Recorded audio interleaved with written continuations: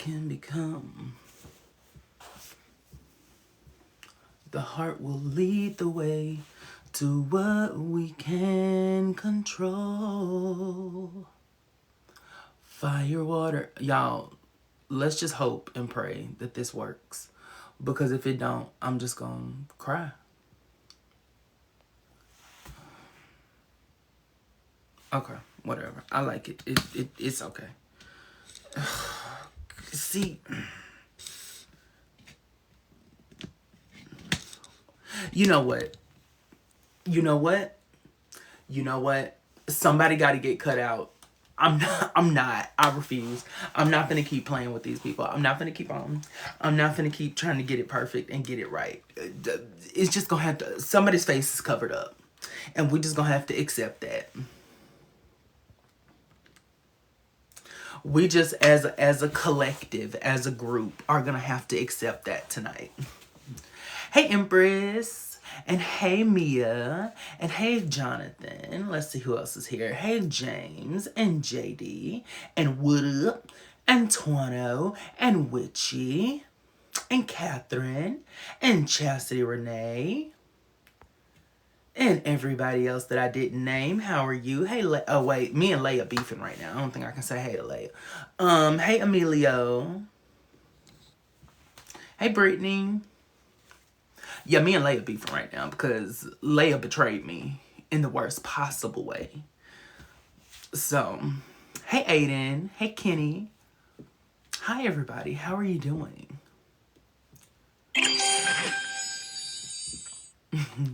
Leia didn't. Hey, Kanisha. Leia didn't really betray me necessarily, but I feel like she did. So, because she chose somebody who didn't choose me. So, when that happens, before we get started, since there's a good number of people in here, if anybody would like to subscribe to the live and get access to our GroupMe group chat and to our bi-weekly Charm Zoom, then please feel free to do so. Or you can head on over to my Patreon and you can join the $3 tier and get access to the same things. You also are able to request spells for our Charmed ASMR series, as well as submit questions for the Q&A video that is going to be coming up. So if you'd like to be a part of that and you would like to support financially, then please feel free to do so if you are financially able. The GroupMe really is popping right now. The GroupMe was cutting up today. So if you'd like to be a part of that, then please feel free. So if you are new or you have not been able to catch the, yes, there is a Q&A video. And if you're in the GroupMe Justice, then I actually put some, whatchamacallits there, some, documents, so you can put it in there. Prince Jay did not respond to me, so that's on him at this point. Hey, Blake. Anywho, yeah, no, Jay is not here. Prince Jay is not here. He never responded to me. Girl, I feel so stupid. But that's okay. Because I still appreciate him and I gave him the link and whatever he does with it is on him at this point. So if you're new or you haven't been able to catch us for the last couple of days, what we're doing is kind of like, I don't want to use the phrase deep dive, but we are discussing the seasons of Charmed, and it was inspired by Ryan B, who did a, run through of lives for the seasons of Buffy. So I was like, well, why not do that for the seasons of Charmed? We discussed season 1 on Friday, and last night we discussed season 2. So tonight we are here to discuss season 3.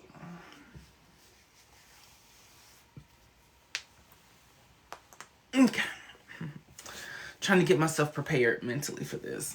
So I think that the analogy I used is that season 1 was the foundation, season 2 was the house, and then season 3 was the neighborhood. Hey, Troynell.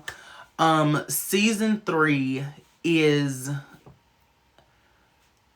Season 3 is the penultimate season that wraps up what I would phrase as the original storyline. Hey, Tyrante. So, like, where we started in season 1, I would say season 3 is one of the last seasons that we have, like, the original storyline. Season 3 has a lot going on. A lot going on. You know, season 2, we really started to see them change. We started to see them embrace change. We started to see them move into different phases of life. We see Prue finding a new career. We see her starting to loosen up some. You know, we see Phoebe go back to college. We see Phoebe grow as a person, especially through her power. Her power is really putting her through it this season, and she's having to make a lot of tough decisions, and she's having to understand that putting other people first is really paramount. Piper is going through relationship drama that reflects her desire for a normal life versus, you know, the magical world, as well as her, you know, getting the club. So she's becoming a business owner. She's having to really deal with something that she's never dealt with before. In that regard. And we also see her, and I forgot to bring up the episode with Dr. Williamson, because that's another episode that's really, really important to Piper's character, and I cannot believe I forgot to talk about that one. Piper got very invested in saving Dr. Williamson and was not able to, which, I mean, is literally like I mean, that's the Cliff Notes version. Thank you, Leia. Thank you, Leia. I guess I'll forgive you.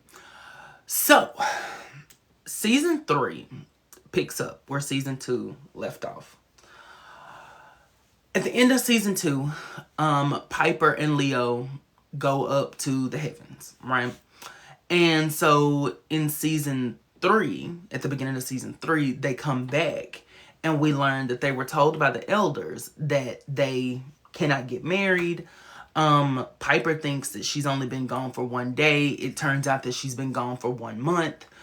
Apparently, Prue and Phoebe, who are adults, and Prue, who is supposed to be like this responsible person, completely forgot to pay the gas bill. And so the gas got turned off, which is like very strange. This season is, okay, let me say this, because season 3 is one of their stronger seasons. Like, season 3 is one of their strongest seasons. Season 3 is where is I think one of their best.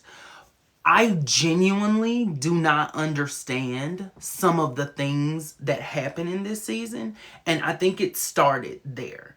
I really genuinely think that it started right there, because Phoebe is an adult, right? But Prue is also an adult, but Prue is also very, very, like, OCD. And she's always taking care of things, and she's always whatever. And it just is very strange to me that she would, like, forget to pay the gas bill. That seems like such a random thing for her to forget. And then, but that was supposed to highlight, like, oh, without Piper, we don't know what to do. And what bothers me about that innately, this is not season 1. Season 1, I can understand kind of like maybe that slipping through the cracks, because, you know, Prue is busy, Phoebe didn't really care. And so, like, season 1, I can understand. Like, the Power 2, that episode, I can understand this happening. Season 3, there's no reason that the gas should be getting shut off at 1329 Prescott Street. There's no reason. There is no reason that at 1329 Prescott Street in season 3, the gas is getting cut off. Huh? It's given, can I have an extension? It's given, we got to put the light bill in our baby's name because we can't do it no more because we too behind. Like I don't understand that. So why am I focusing on that? I am focusing on that because I think that is kind of a theme in season 3, where there are things that are just so like out of character and makes no sense whatsoever. I think that that is literally one of the best like moments that you can pinpoint and be like, okay, this is where the foolishness starts. This season is where we are introduced to Cole. Cole comes around for the first time. Interestingly enough, Prudence and Phoebe both think that he is very attractive, which he is. He's very attractive. And we have the whole season premiere with the Guardians, and we find out Cole is evil and all of this, all of that. Season 1 is a pretty good season opener. I don't think it's anything like world changing, but I mean, it's a good season opener. We find out Cole is going to be the villain of the season. Phoebe is clearly attracted to him. The courtroom scene is very fun. Hey, Danique. The courtroom scene is very fun. Where they go up against all the different villains and whatever else. And then, like, Phoebe gets her levitation power this episode. So she's going to fight one of the Guardians in the... I'm a little disorganized, right? So the reason I'm disorganized is because I don't actually want to give episode by episode summaries. However, I do want to point out some things that happen in this episode that, you know, are a recurring thing. So that's why it may seem like I'm kind of like all over the place. It's not necessarily because I'm just talking. It's because I'm trying to think. But anyway, so she gets the power to levitate. And she's so happy because now she has an active power. And she's kind of like, oh, I can levitate. Oh, okay. She's like, oh, okay. Because it's like, I've been waiting for an active power and then you give me levitation. Oh, okay, BB. Thanks, BB. Anyway, she hurts her foot when she falls. And then, so the reason I bring up her levitation for the courtroom scene, you know, when they're having to go up against these people, they're locked in this room. Prue, it's one of the funniest moments because Prue is like, 1, 2, don't hold my hand, 2, 3, and then she throws the people and whatever else. It throws the door and throws them. It's hilarious. She's fighting a bunch of people. Phoebe is fighting a bunch of people. She levitates, like, and she's like, woo! Piper is fighting one person with a pole crowbar thing, and she gets it done eventually. This is also the first time that we see Piper selectively freeze. Prue kind of pushes her to selectively freeze the innocents in the room. And so that's how we know who's evil and who's not. So that's a very, very cool thing. Piper's power, she's starting to use it a little bit more, you know, diversely. In season 3, she does a couple of things this season that she does effortlessly going forward. Now, bringing up Cole in this scene. Cole freezes, and then they go back to the room to do what they need to do. Cole somehow unfreezes, goes and vanquishes the judge, and then comes back and is able to get in the same exact position that he was in initially. Now, why do I bring this up? This is an inconsistency that Charmed is going to have throughout Cole's like tenure on the show. Because the insinuation is that he didn't freeze, right? But hey, Nix, but somehow he knew that everyone else was about to freeze, and so he like, it's a mess, right? And then even though he doesn't freeze, then season 4 we can freeze him. So it's like, what are we doing? What are we doing, darling? What are we doing? They said we didn't care. They were trying to prove that Cole was evil. That's all we needed. And we went from there. Season 3 with Cole. I'm just going to try to go sister by sister. And I'm going to start with Phoebe because this season, I think, is the Phoebe season. Like season 2 was the Phoebe season in a good way. And then season 3, and I'm sure someone is gonna have like a different opinion of this. And I understand why, because I'm not sure that I fully commit to this idea myself. But season 3, I think, almost undoes the advancement of Phoebe in season 2. So it's like season 2, she grows up, and then season 3, it's like we regress to this not man hungry, this like boy crazed 16-year-old. Like season 3, my girl is just like gone in the head over this man. And I don't know. I never know how to really describe my ideas about that storyline, because I think the interesting thing to point out, the very, very interesting thing to point out, is that in seasons 1 and 2, Phoebe does not have a boyfriend. I really, really want to point that out, because I think that is very, very important. That in seasons 1 and 2, Phoebe did not have a man. She had men that she was attracted to. You know, she had intercourse once or twice. But Phoebe did not have a boyfriend. She did not have a steady relationship. She did not have something consistent. And I think that that gave her time to focus on herself. And I think that they gave her time to really understand more about what she wanted. And that was what helped her to start that focus in life. Like that was what gave her the ability, was the fact that she was able to just sit with herself. The reason I say that season 3, and by the way, I want to apologize because I have I bit the inside of my cheek, and so it's getting better, but if I slur a word or something, I'm just trying to avoid biting it. It's getting better, but it's still just kind of anyway.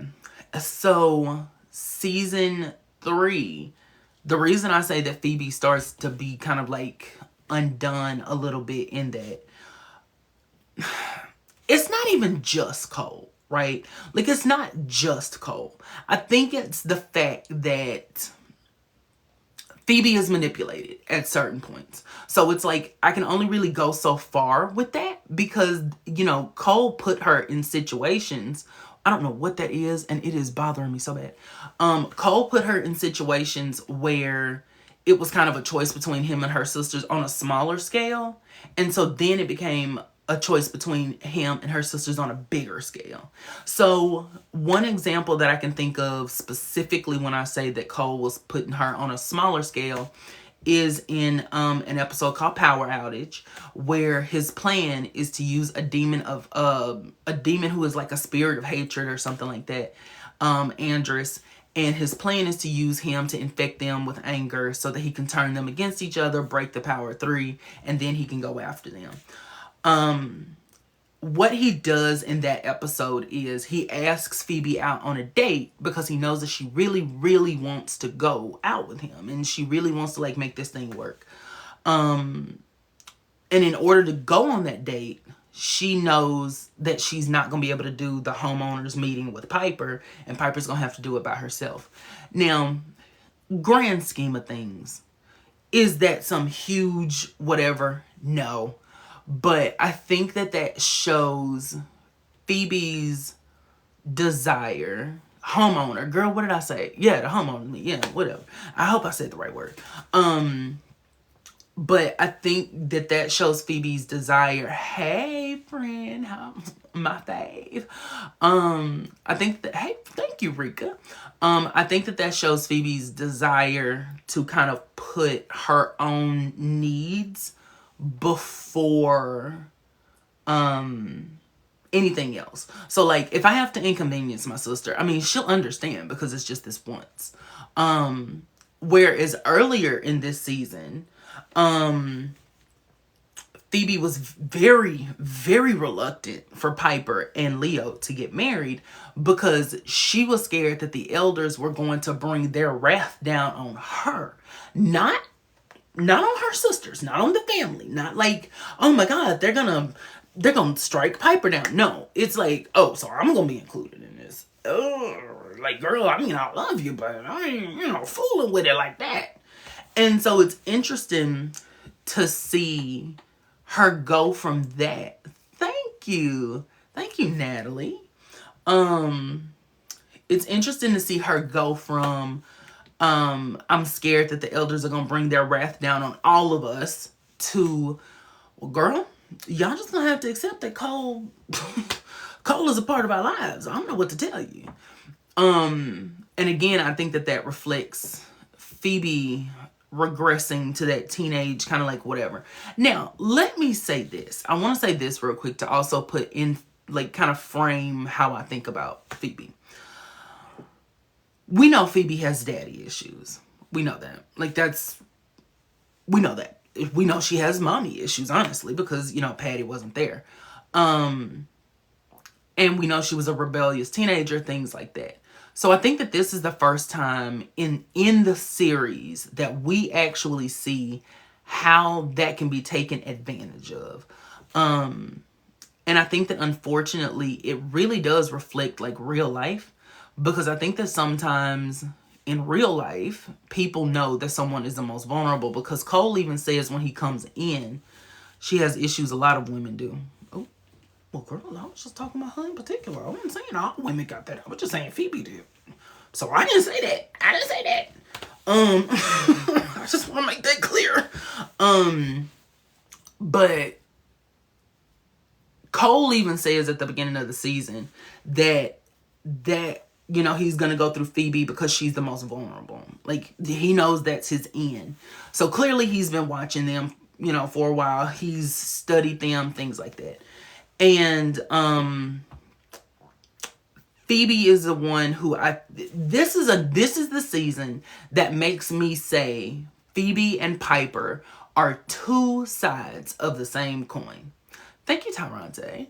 Phoebe and Piper are two sides of the same coin, because in season 2 we watch Piper want a normal life, but the thing is, that whole thing is like, she has it split down the middle. Yeah, she can have this normal life, but she also has the magical life. So she knows about the magical life being part of her. And then she has Dan. And so we're watching her struggle and whatever else. The thing about Phoebe is, Phoebe wants a normal life too, but she's more willing to put herself, like, Piper was reluctant to like go after what she wanted because, oh, well, I don't want to hurt Dan, whatever else. Phoebe is like, girl, whatever it takes. But I think that reflects their personalities. I mean, Piper is always the more reserved one, at this point anyway. Piper is the more reserved one. Piper is the one who, and even in Power Outage, they talk about the fact that Piper is the one who puts herself aside for other people, and she's the one who gets taken advantage of, things like that, by other people, not necessarily on purpose, but just because they know Piper is going to be there. Whereas Phoebe is the one who follows her heart. Phoebe is the one who goes for it, whatever it is, she goes head first. And the way that they handle wanting a normal life is reflected in this. Phoebe puts her all into it, and kind of whoever is, but I don't want to say like whoever gets caught in the crossfire, because Emily said, where's my Wingstop? Baby, where was my Cash App? Because I didn't get nothing on Cash App that I can recall. So did you send me something and I just missed it? But anyway, hey Cynthia.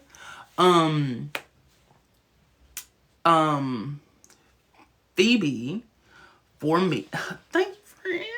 Y'all go follow him, by the way. Go follow Scorpius. I don't want to say his real name because I don't want, whatever. He might be like, Anyway, but go follow him. Like, seriously. Do it. Now. But yeah. So, just the way they approach wanting that normal life is completely different. It's completely different. Her relationship with Cole, I am going to say this, and I know that there are going to be people that are horribly upset with me by saying this. The reason I can't necessarily get behind her relationship with Cole the way some people do. Some people are like, oh my God, they were supposed to be, they're meant so bad together. Cole literally came in manipulating her. You know what I mean? Like, it's one thing to be like, oh, well, he fell in love with her. Yeah, he fell in love with her, but he came in manipulating her. Like, he came in lying to her for months. And then not only lying to her. Lying to her makes it seem like he was like cheating or something. He came in lying to her. He was trying to unalive her and her sisters, not just her. This man, I'm going to assume under the orders of the source, was sent back in time so that he could completely eradicate their family line. I want us to understand, even if that was going to happen anyway, the fact that he was still sent back, like, that is crazy. And someone said true, but that he grew that trust by helping them by risking his life. That's what I'm talking about. Like, that is what I mean when I say, like, their relationship. Thank you, what up? Thank you, what up? Listen, what up said, let me join the squad. What up just subscribe to the live. And what you get when you subscribe to the live, baby, you get access to our GroupMe. Our GroupMe group chat. You get access to our Charmed bi-weekly Zoom. You get a birthday shout out. You get a bunch of other things that I can't think of right now, but one of my lovely moderators, it will put it down here in the chat. And so thank you, what up, for joining the team. What's going on? I'm gonna send it to you after this. So the reason that I am saying, I want to get back to this. Thank you, what up. I just want to get back to this because I'm gonna lose my thought.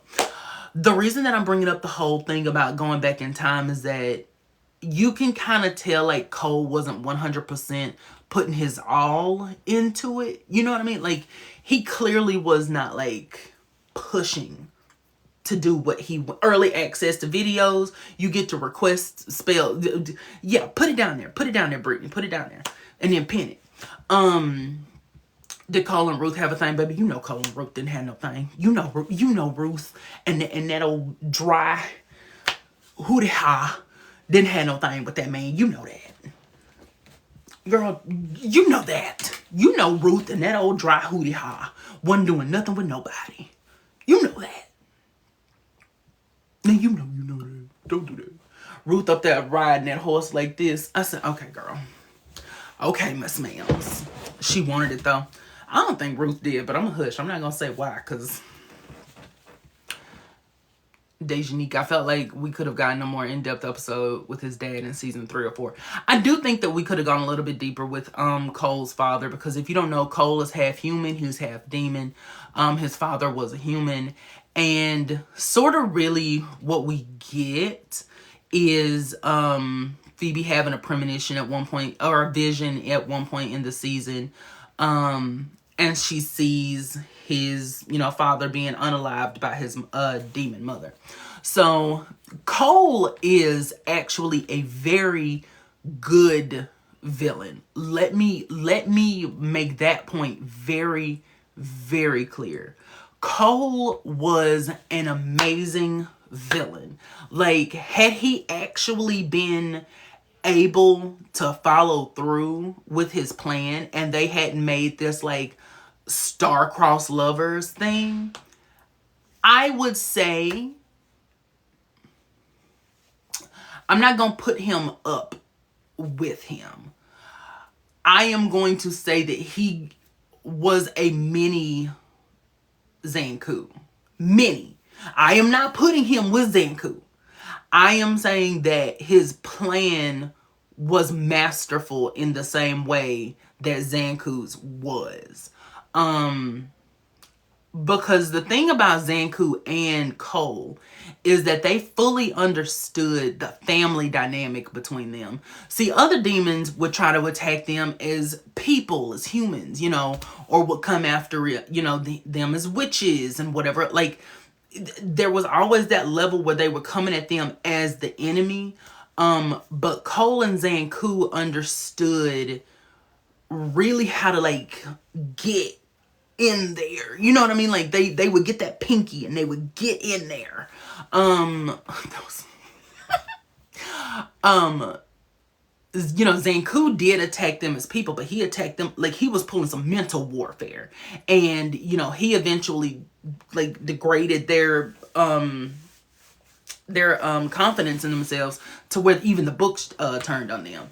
The thing about Cole is Cole understood fully their bond as sisters is what we have to go for. Like, yeah, they're witches. They're powerful witches, of course. Of course they're humans. Yeah, they have human desires.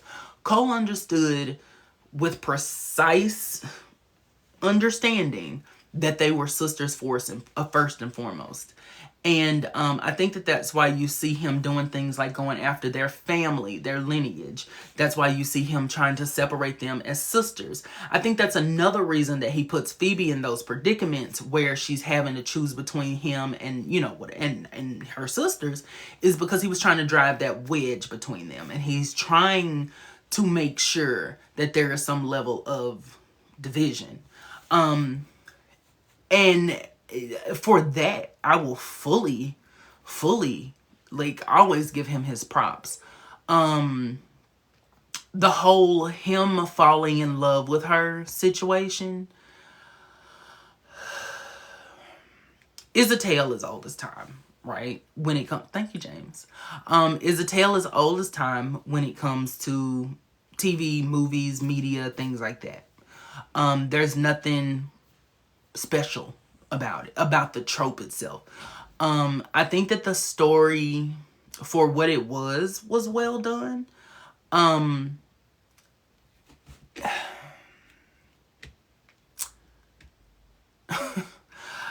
So when they find out that Cole is Balthazar, is probably the most interesting turning point in Phoebe's journey to the show undoing who she was in season 2.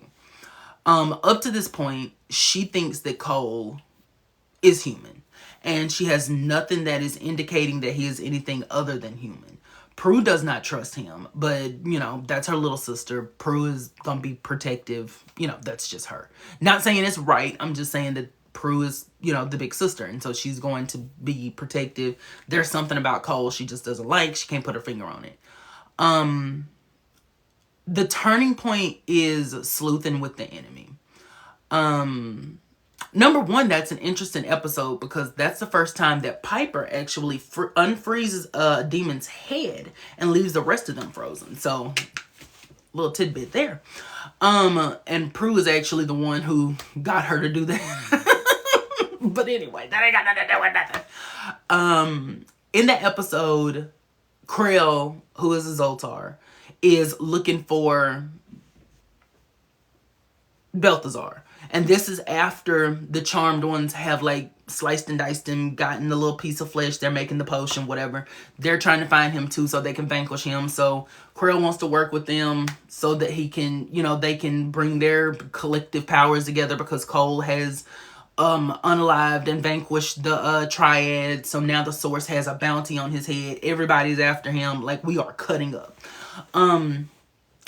Phoebe is missing Cole because Cole has disappeared after all of this, right? And when he comes back, he is like badly hurt. Like, he is badly hurt. And she's trying to get him to go to the hospital. He's saying no. He's telling her like they're gonna be coming after me. Phoebe doesn't know what's going on.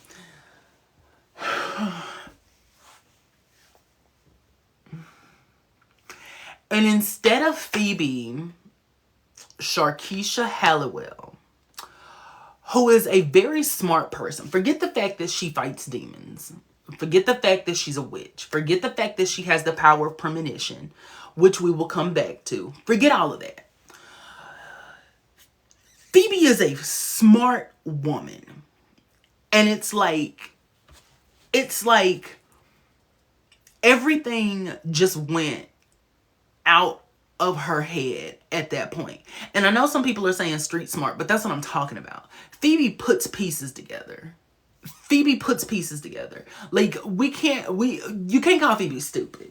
You can call her a lot of things, but you can't call her stupid. because even if you say like, oh, she's not classically intelligent, Phoebe can put pieces together. She can put dots.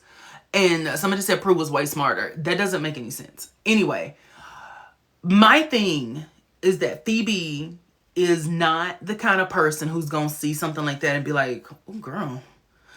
Anyway, you want some new, like, Phoebe is a person.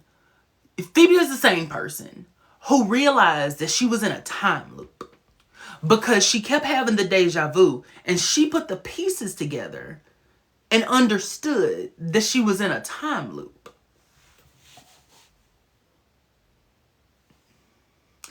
I'm using that as an example to say, like, Phoebe is not dumb.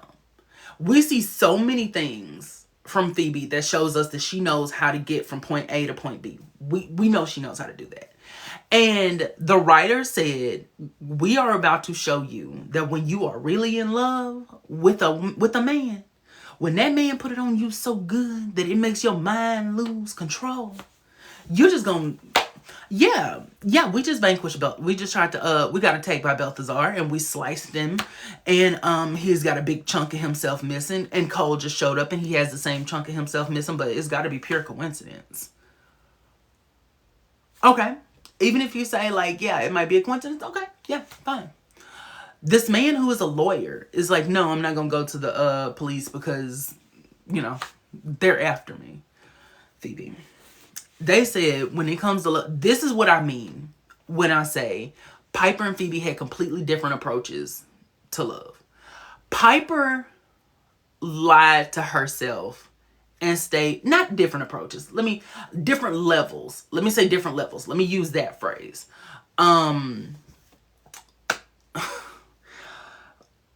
Piper was lying to herself to say, okay, I'm going to be with Dan. However, I know I want to be with Leo, but I'm going to give Dan this shot because this is something that's going to, thank you, Katie. This is something that's going to work out, right? So Piper is fully lying to herself, but she's trying to avoid hurting another person. Phoebe is a person who, I think that her feelings completely counteract her power, right? And I remember someone said to me one time that Phoebe, thank you, Katie, that Phoebe didn't get any premonitions about him because she didn't want to see any red flags in him. Thank you, Katie. That is so cute. That teddy bear is so cute. Thank you. So that's my thing. Is like, at the end of the day, I think that that's true. Oh, come on, Katie. Katie said, here's a frog, baby. Yes. Come on, frogs. That was adorable. I love that. Katie cutting up. Katie said, I'm here tonight for the gifts. Katie said, baby, bankroll. Katie said, baby, ain't nobody finna cut up like me. So, thank you, Katie. Phoebe, I really do see, like, some actual, like, validity in that statement that Phoebe didn't want to see any red flags because my girl, thank you, What Up, thank you, and What Up is a new subscriber, so welcome to the team. I like you, What Up. Oh, thank you, Katie. So I really do think that there is some validity. Thank you, Natalie. I do think that there is some validity to Phoebe wanting to suppress that part of her because I want to make sure that I point out, y'all, oh my God, this is bothering me so bad. Anyway, hey, Shantae. Hey, I didn't see that you were in here. Hey, Shantae. And you still ain't joined the group me. Anyway, so, and it was popping today. But anyway,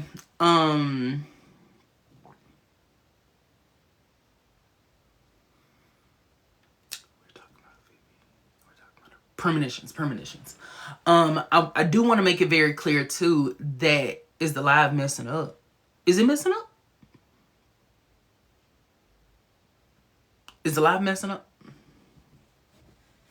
No? Okay. I'm sorry, Tyrante. the reason that I really want to bring up the fact that Phoebe has premonitions is she has premonitions. I mean, that's kind of the biggest like thing. Like that. I mean, I don't know what else to say about that. Like Phoebe has premonitions. She's the sister who has visions. She is the sister who literally can see anything. And I think that it would make sense that she emotionally she does not want to see anything negative in him, and so her power is like, well baby, you don't want to see nothing negative in him, then we just not gonna see nothing negative in him, literally, you know. And especially because their powers are tied to their emotions. And I've seen people say like, oh well, he, you know, was protected magically. Season 4, we know there's a point where he is protected magically. Hey Crystal, I hope I said hey to you. But season 3, we never get any kind of indication that he is protected magically from her premonitions. I think that he planted a premonition earlier in season 1 because he gave her his card and she got a vision off of that. So I think that was like something he was like, okay, well, I'm gonna give her this. Muggle Ron says she doesn't see Cole as demonic, didn't see Chris as her nephew, didn't sense Billy and her sister. Yeah. Y'all know that I like to talk about things from a show perspective as opposed to a writer's perspective, because I think it's kind of like a cop-out to be like, oh well, the writing. I think that it is something that the writers just did not put in. I genuinely, like, what it boils down to, like, is that's why I'm reaching a little bit, trying to find, like, an in-universe reason. Because what I think it all boils down to is that the writers just ignored it. I mean, I think that's genuinely what it is, because there was no reason. At least they tried in season 4 to tell us why she wasn't getting a premonition about him. In season 3, they just said, well, she ain't got no premonition, and you know, her power works off of touch, and they done had intercourse, and da-da-da-da. I don't think that's how premonition works. Like, it doesn't pop up unless it's necessary.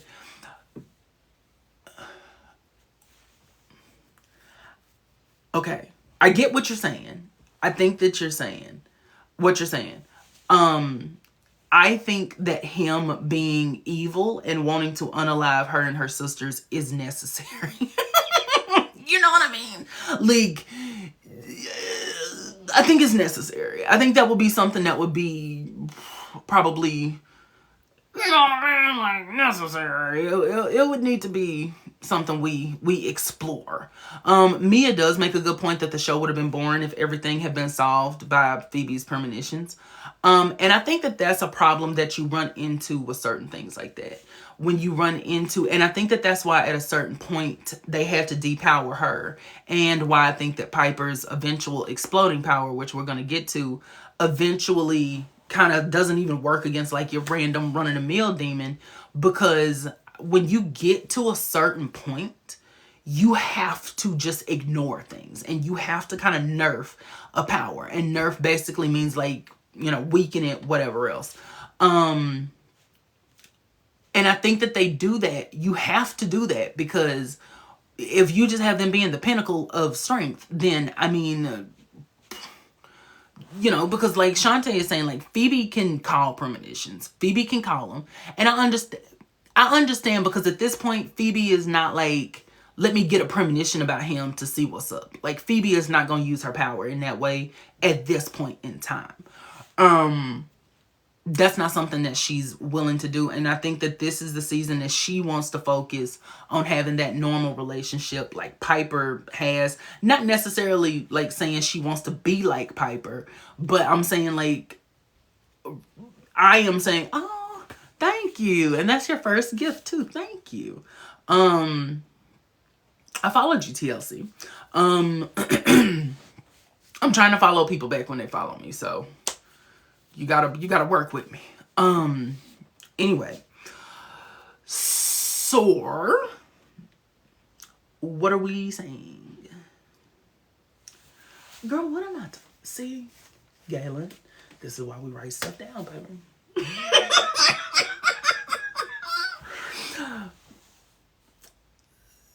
This is where we watch Phoebe try to be normal. That's what I'm trying to say. This is where we watch Phoebe try to be normal. And the reason I say that it's a turning point, hey Joseph, the reason I say that it's a turning point for Phoebe when they figure out, you know, that Cole is in fact Balthazar, Phoebe goes through a lot of emotions with it. She feels hurt, she feels betrayed. She realizes that he took advantage of her for months. Hey Artie, that he, you know, took advantage of her for months. Like, he's the one that's been trying to take her and her sisters out. Like, there's so much that she's trying to process at one time. And when we get down to it, when it's the moment where she has to choose to vanquish him, she can't do it. Her heart is telling her not to. And she fakes his unalivement. And he goes on the run. And she lies to her sisters at this point. She lies. So even in all that hurt and pain, she still loves him so much to where she can't hurt him. And she lies to her sisters. And I think that this is such a turning point for Phoebe because this is... I'm going to say this, and if someone disagrees, I fully understand why, because I think that this may be a little bit of a reach. This version of Phoebe is the one that Prue didn't like in season 1. Before season 1, like pre-season 1. This is the version of Phoebe that was trying to... that Prue thought was trying to get with Roger. This is the version of Phoebe that Prue was thinking was irresponsible. This is the version of Phoebe that Prue is looking at like, girl, you don't care about anybody but yourself. Like, this is the version of Phoebe that had a very strained relationship with Prue. And it's interesting that we circle back to this because we've spent 2 seasons watching them grow. As sisters, we've watched them bond and connect. We have watched them go through things together that they realized they couldn't have survived separately. Thank you, Kenny. Thank you. And it's interesting to watch her potentially throw all that away. Thank you, Kenny. Potentially throw all of that away for a man. Like, the thing is, here's the thing about it. And this is what I think is really interesting to keep in mind. She did not know whether Cole was coming back. Thank you, what up? She didn't know whether Cole was coming back. So she faked his unalivement and lied to her sisters and kept this secret to herself. And it's not like she was trying to like have a secret relationship with him. She didn't know if he was coming back. And so potentially she would have kept this secret, I guess, for the rest of her life if she could have. So it's like, excuse me, watching Phoebe make a choice like that is very disappointing. And I don't feel like the show really gave that dynamic between Prue and Phoebe that they should have. Because Piper too. Because Piper learns about it and she just kind of is like, oh, girl, that's crazy. But her first thing is like, well, when you gonna tell Prue? And I'm like, Piper, are you not more upset about this? Like nothing? You're not upset? You're not mad? You're not wanting to punch her? Like something? Like, give me something to work with. And Prue is disappointed in her. Prue is mad at her when she finds out that Phoebe lied about it. But they just kind of like move forward. I don't know. I mean, because they have tension between them clearly. And it's not like that just dissipates. My point is that it just felt kind of like the show said, okay, we're gonna let her be disappointed in her. And then there's one point where they're like, Prue, can't you let her off the hook? What? Like, I feel like here's part of my issue with that. I feel like this season low-key spends time trying to gaslight Prue at certain times. So there's that. Can't you let her off the hook? No. No, she can't. Why would she?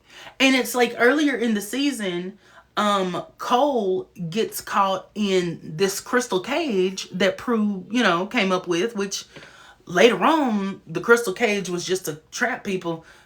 Prue had it electrocuting people. Prue had it electrocuting people.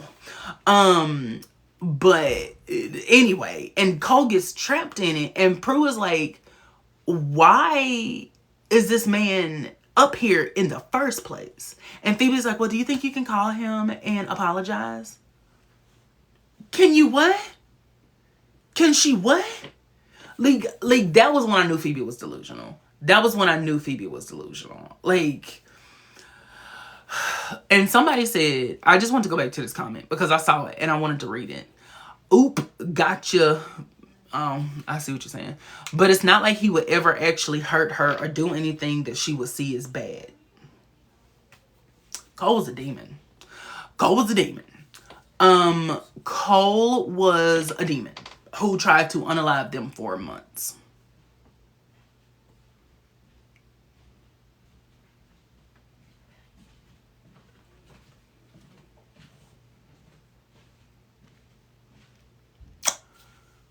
So I'm gonna leave that there.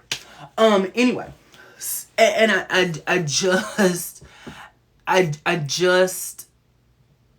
I don't know. I just, the whole Phoebe and Cole, and then at a certain point, Cole just starts coming back around, and everyone is actually kind of looking at Prue like she's crazy because, like, why are you being so mean to him? And da-da-da-da. I'm like, are you serious? Like, are you for real?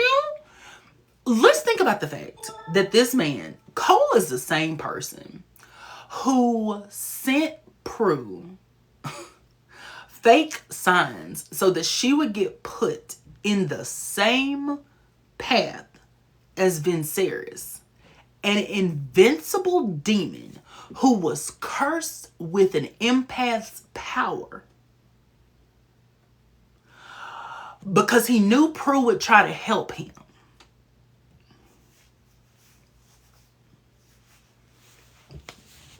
BB, that's very malicious. that's past malicious. That's just the first word I could think of. He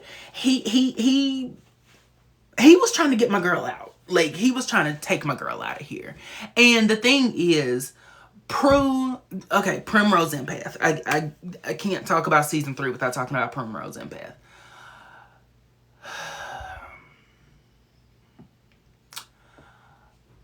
I don't like a specific part of this episode, and that is actually going to lead into my discussion about Prue. Hey, TARDIS. So in this episode, Prue decides that she's going to do what she typically does, and she's going to go head first into trying to save an innocent. And this is, I say, what she typically does. This is another part of season 3 where they just said, baby, we're going balls to the wall. And we're just going to do something that we're going to establish that Prue is just like reckless, and that Prue just does not ever think about anything. She just does what she needs to do to help an innocent. Like, this is where they really start trying to drive that home in season 3. So Prue tries to release the empath power from this person that she thinks is a human, but he touches her, and he touches her, and so the power transfers to Prue. So Prue is now an empath, and she realizes that she can sense what other people are sensing. She's at the dentist office, and she starts laughing uncontrollably like a mad woman because some woman is like getting the laughing gas and all of that. So she also feels that Cole loves Phoebe, and she's like, I haven't felt anything like that since Andy died. Which is sad in and of itself, because I think that's another point of Prue is that I don't feel like they let Prue kind of like move on from Andy, but we're gonna get back to that. And somebody remind me about that, because that's actually a really good point, and I want somebody to remind me. And if you don't, I'm cutting up your wigs. Prue feels that she encourages Phoebe to, like, you know, pursue the relationship with Cole. This is before they find out that he's a demon. And the power starts to overtake Prue. And it literally is driving her insane. And Viserys is going after the empath that cursed him. He is a human man. Humans can be gifted with empathy. And he is now in a mental health facility. The Charmed Ones go and get him. They take him back home. He's trying to help Prue, like, you know, control the power, whatever else. Viserys comes to attack. And then here comes the scene everybody loves. Prue is down in the basement. And she is insane. She's like just doing this, and her hair is a mess, and she's destroying the attic. I mean, not the attic, the basement. She's destroying the basement. The power's taking her over. Oh my God.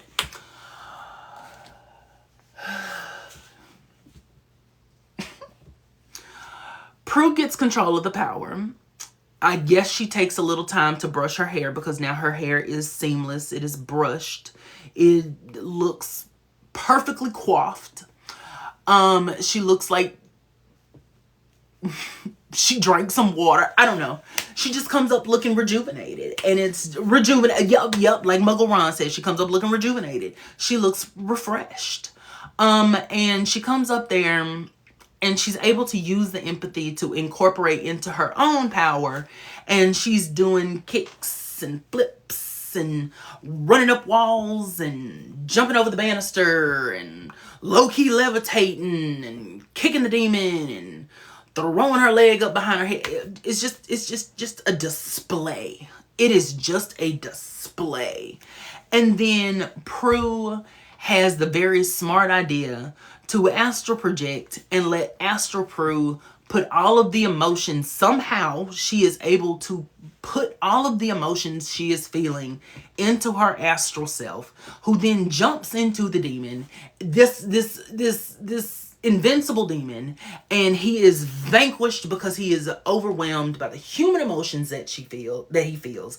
And the empath can't get his power back because it apparently was taken away when Viserys was vanquished, and now he realizes that he actually has the ability to help others even without the empathy power. And I am sure that he probably still had to go back to the mental health facility because he is still a patient there.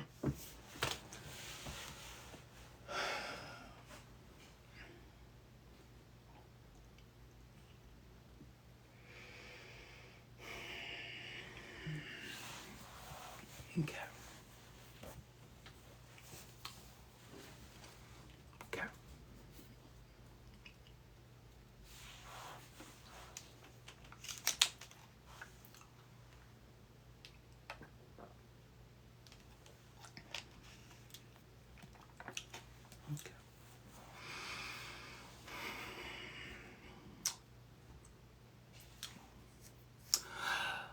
So you may be asking yourself, Galen, why are you so frustrated by that? That is a very cool display of magic. And that is a very cool scene. And it's a very strong episode of the series. And you would be correct in all of that. My issue with that, and this is going ahead and leading into Prue, the show, I am not saying that I feel like this. Let me make that clear. And if you are here to bash a sister and say who you don't like and this and that, and try to, oh, this one solos, that one solos, blah, blah, blah, blah, da, da, da, da, that's not what we're here for. That ain't what we're here for. And that is in no way why I'm about to say what I'm about to say. Because I love all four of my girls very much equally. This season makes Prue into an unnecessarily powerful super witch. And I don't care for that scene in the episode because I don't think that it makes sense for Prue to have been able to master this gift it wasn't even a gift. This power, ability, whatever, that quickly. It doesn't make sense for her to have mastered it. It doesn't make sense that she was able to incorporate it into her own powers. And this display of physicality that we see in this season is, to me, grossly unnecessary for the character of Prue. I think that this needed to have been a Phoebe episode. Hey, Haley. I think that this needed to have been a Phoebe episode. And I think that this should have been the introduction to Phoebe's empathy power. I'm just going to be 100% honest with you. I don't think that Phoebe should have gotten levitation this season. I think that this should have been the episode and this should have been the season where empathy was Phoebe's secondary power. And this should have been where she got it. Boom. Problem solved. And at this point, because they didn't have a plan necessarily for what empathy would be in the incarnation of what we saw in season 6, you could have just had her being able to feel emotions and left it at that. Boom. Problem solved. You were meant to get this power. Exactly. Boom. Problem solved. And we can move on. Why do I think that? I feel like the reason I don't care for Prue, this being a Prue episode number 1, Prue being able to master this power, Prue being able to put this power, incorporate it into her own powers, the reason I don't care for the fact that Prue was able to vanquish this invincible demon, I think, and I've talked about this before, I think that the writers knew that the character of Prue was about to go to the lower room. And I think that what they were trying to set up was, oh my God, what are we going to do without Prue? That is my assumption. That does not mean that that is true. That does not mean that it's real. Hey, Magic and Vamps, that does not mean anything outside of my head. But I do feel like the writers were trying to set up that Prue was the pinnacle of witchdom. She was the protector of all, and which apparently she becomes later on. And I think, so Sammy said they had been foreshadowing her unalivement for a bit. They did. They absolutely did. I think that the problem with that, though, is that instead of just foreshadowing it and leaving it at that, they turned her into a bar. Like, instead of just being their sister, instead of just being a witch, a person, or whatever, they put her up here. And I think that I really think they did that in season 3. So that when season 4 got here, we would be like, oh my God, we're so lost without Prue. And I think that when people say that hey, Lovely Eilish, I think that when people say that they don't like Prue, because the show centered around her, I do not care for that sentiment. And I have my own, thoughts on that. But I think that season 3 is probably what they're pointing at, because I think that the show did that. I think that it maybe wasn't intentional, but I think that the show turned her into the center in some shape, form, and fashion, because they were trying to drive home that she is the one that everyone leans on. And I think that to do that, they had her doing things that were so above everyone else that they did. Yeah, the writers and producers. Yes, sorry. I don't know why I said producers. Girl, you know who I mean. I think that Prue becomes unlikable at times, not just because she's unlikable, but there was no reason for Prue to have been fighting the way she was fighting in season 3. To me. Now, I know that they have said that, like, her and Phoebe were doing Tybo. I know that she, you know, has been whatever with Phoebe going to classes and things like that. Fighting was Phoebe's thing. Fighting was Phoebe's thing. That was what Phoebe did. Prue had the fling, Piper had the freeze, and Phoebe was throwing hands. Phoebe was throwing hands because that's what Phoebe had. Phoebe had to work with what she had. And that was always one of the things about Phoebe that was what we loved about her. Her resilience, her desire to protect herself because she knows she can't do it in the same way that her sisters did. So for me, it does not make sense to now take that away from her. And yes, I will say take that away from her because they had Prue doing things that was above Phoebe. Yeah, Phoebe can kick. Okay, that's cute. Yeah, Phoebe's doing this and that. Why is Prue running up walls? Phoebe is the one who can levitate. Why is Phoebe not learning how to levitate and move at the same time? Why are we doing this? What is the reason? You gave her this power where she can jump in the air. You gave her this power where blah, blah, blah, blah. Someone said Prue can levitate. Prue cannot levitate. Prue maybe can move herself up, but Prue does not have the power of levitation. Phoebe has the power of levitation. Phoebe should have been the one who was running up walls. Phoebe should have been the one who was jumping over banisters. She should have been the one doing that kind of stuff. It should not have been Prue. In my personal opinion. And love my girl down. But that's why people don't like her. Because the writers did that to her. Hey, Summer Vibes. Because the writers did that. And when you do that to a character and you make them, okay, Prue not moving on from Andy. Yes. When you put them in a position where they can't, I don't even know what I'm trying to say. When you put them in a position where they are just above it all, where else do you have for them to go? Like, I understand. I completely understand knowing that a character is about to go and so you have to write them a certain way. But come on. Let's be for real. Let's be for real. And so Muggle Ron said that Phoebe has the power, but Prue had the skill. My point in that is that Prue still should not have been the one whose power was doing that. We should have had Phoebe doing it. Like, I think that's more my point. Is even in that, Phoebe naturally could lift herself into the air. That's what I'm saying.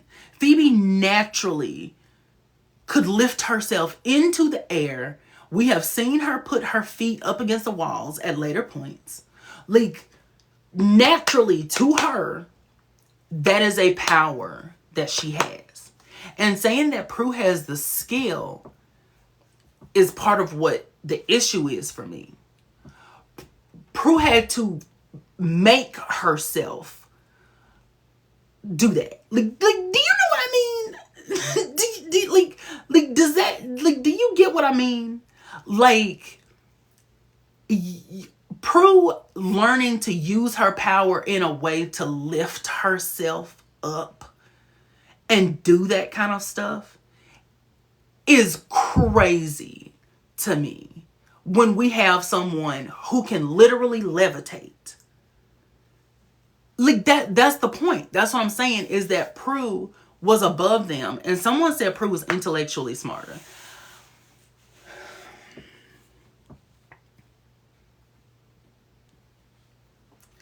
I don't know what I want my response to be to that. Because I don't understand the point of saying that she was intellectually smarter. When Phoebe was gifted at magic and had an understanding of magic and had been practicing magic, and to say like Prue is smarter than her, and so that's why like that, like come on, like let's be for real. Ron said Ron doesn't see Phoebe as powerful. Even Google classified her the weakest witch on the show.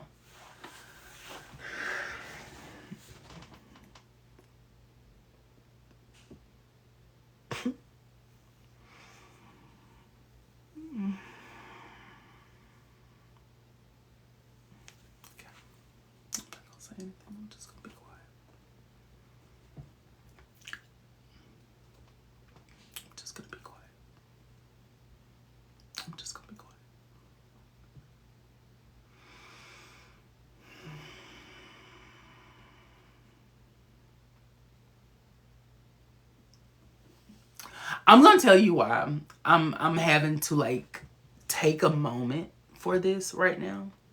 I'm gonna be very honest with you as to why I'm having to take a moment with this right now. For me, I think it is a very cheap out to say that Phoebe was the weakest or that Prue was the smartest or anything like that. The point of what I'm saying, and I don't know if I need to say it again, Phoebe is not dumb. And to say like, oh, Prue is the smartest intellectually.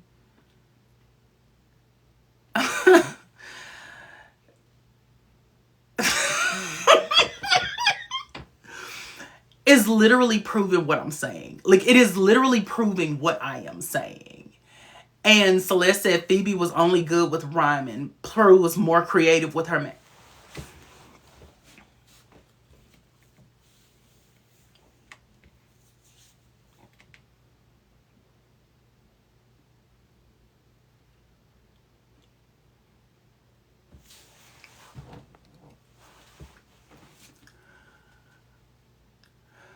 One day I'm going to turn the comments off. I think that's what needs to happen one day. I think one day I need to just turn the comments off because I can't. I'm letting one or two comments upset me and I need to stop. Just make your points, Galen, and move on. I'm really trying to like, let me tell you why. Let me tell y'all why and let me work through this with you. I am working through this right now because that's the kind of stuff that really, hey Stephanie, that's the kind of stuff that really, really irritates me about talking about this show, is that dismissing one sister and their abilities to say, oh, please be serious, this one was better. I think that is absolutely insane. When the whole point of the show is that they all had different strengths that they would work together to do. And I cannot imagine saying, oh, Phoebe wasn't smart and Prue was smarter because she made the crystal cage and she did this or that. Phoebe was literally, I don't mean figuratively. Phoebe was up here. We already discussed how Phoebe ate season 2. Phoebe was connecting in time loops. She was connecting to the succubus. She connected to Bo and the other. Like, her power was so versatile in and of itself, to the point where Mama was getting visions of her sister being, if she saved her sister, the world was going to explode. And she had to make a decision and say, okay, I can't do this. Phoebe had an inner strength that was like unmatched. She connected due to her psychic power, not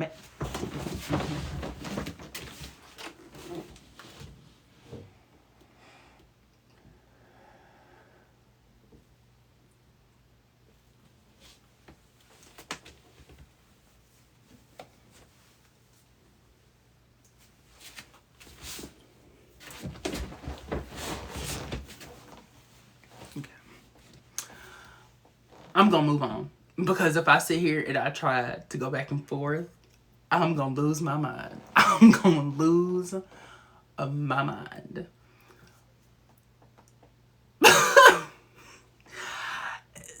I'm not...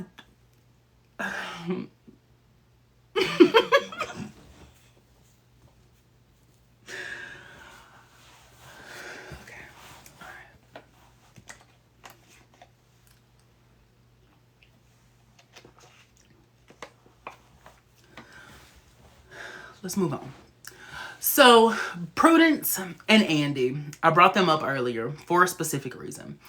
Kind of going hand in hand with what I was saying about Prue focusing so heavily on magic and being made into like this, like kind of super witch, whatever. In a season where we were focusing on relationships, Phoebe's relationship with Cole, we're focusing on Piper and Leo trying to get married, things like that, and the elders putting them on probation and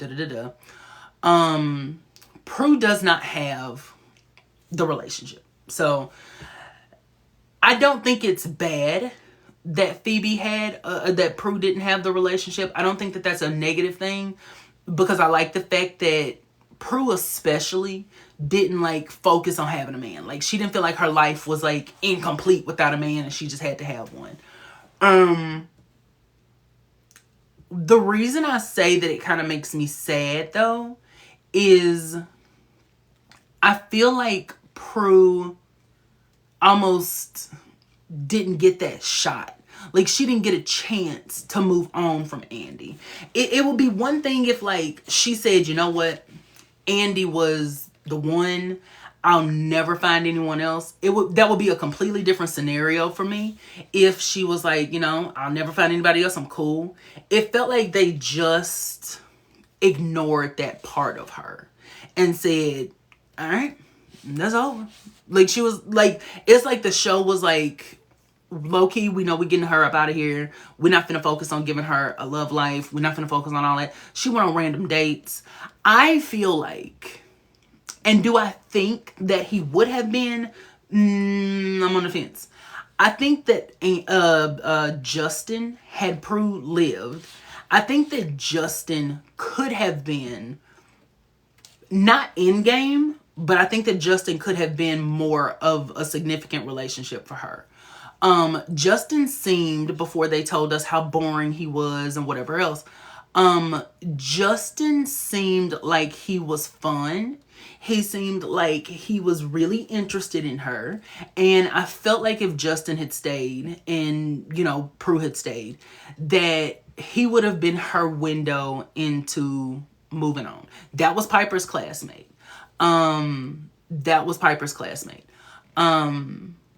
So to me, am I saying that Justin would have been like her love of her life? No. In the same way that Jack wasn't.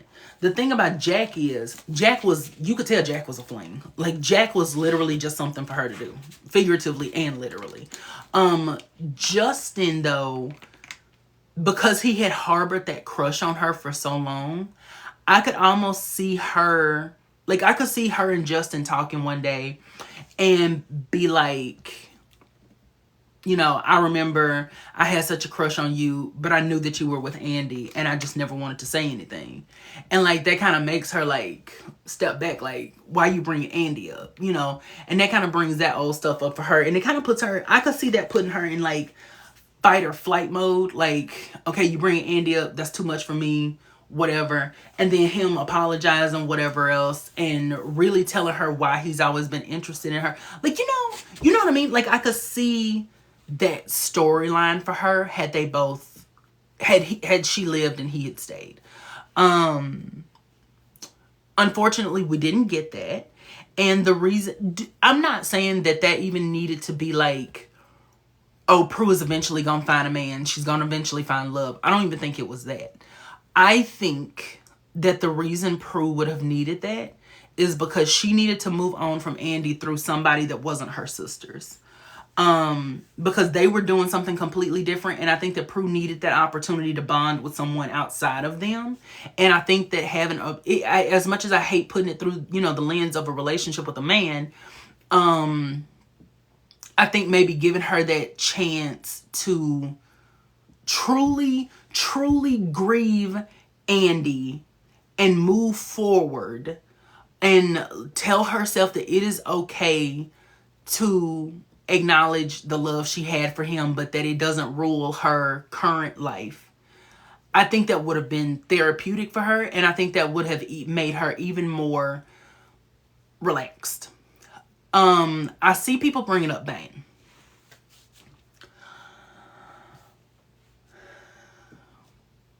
I am going to say this.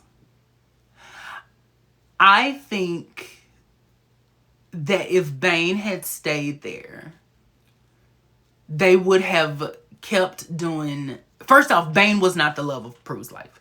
Bane, I know people want Bane and Prue to be in game, baby. They were literally in 2 episodes together, so we can let that little dream go. You know what I'm saying? Like, you can't base Endgame on 2 episodes, darling. That's not... No. That's number one. Somebody having chemistry doesn't mean that they need to be in game. And besides the fact that Bane was a criminal, I think that if they had gone the route of like making him like a longer term boyfriend, we would have just kept on going back to, well, Bane is Bane is evil. Oh, Bane is this, and Bane. You know what I mean? Like, I don't think that we ever would have gotten out of that, like, Bane is a bad guy situation.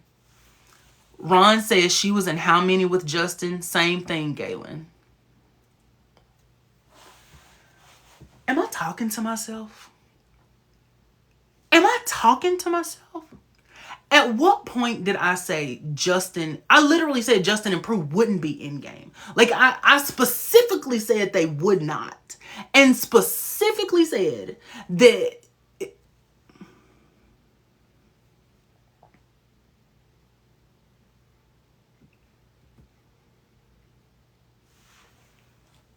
Put my watch back on. I took my watch off. Let me put my watch back on. Ron said, I'm going to go. Good night. Ron, I didn't mean to go off like that. I'm sorry. I'm very frustrated right now. So I apologize for cutting up like that. I didn't mean to. That's my fault. This happens when I get very passionate about this television program. I don't mean to be mean to anybody. That is not literally... That is not who I am. That's not how I am. When I get frustrated, I'm so sorry. I really am sorry. I'm apologizing to Ron, but I'm apologizing to everybody. I'm not trying to get frustrated like that. I get frustrated when I feel like people are not listening to what I'm saying. And I feel like I get frustrated when, like, there's a difference in like having a difference of opinion. But when I say something specifically and then you're just like, okay, well, no, like, I don't know. And then, like, Celeste, love you down, baby. I don't know what we got going on tonight, but Celeste is like, listen, you are wrong on every tip. And I love you down, but you got me going tonight. Because saying, like, check the final scene, that doesn't mean that Bane and Prue would have worked long term. Like, Bane and Prue would not have worked long term for the reason that Phoebe and Cole would not have worked long term. And I know if people want Phoebe and Cole to be in game. The thing about Phoebe and Cole is star-crossed lovers are not meant to last. That's the whole premise. They are not meant to last. And especially for somebody like Phoebe, it was important for her to learn that lesson that love does not have to be filled with controversy and what am I trying to say? Oh, girl, not me kicking over the thing. It doesn't have to be filled with anything. love can just be love, right? Like, it can just be working through regular relationship stuff. It can just be what it is. And I think that a part of the problem with shows, it's not a problem. Problem isn't the right word. I think that an issue sometimes that fandoms have with shows is like they hold on to that one relationship and they're like, this is the one, this. When I think it's important for a person, a character, just like a person in real life, to have a relationship that teaches them something. And I think that Cole was Phoebe's understanding that sometimes trying to chase a normal life and chase that normalcy that she craved is not a good thing. I think that that's what that was meant to teach her. And just like with Bane, I don't think that Bane would have lasted long for that same reason. Bane is not someone that Prue was going to give herself to fully and just go crazy. He was a very nice distraction. Prue was very attracted to him, clearly. Like, they had amazing chemistry. Bane was not a character that should have been there for the rest of the series. Cole would have worked if they trusted him to do good. He wanted to be. Baby, he tried to. Okay.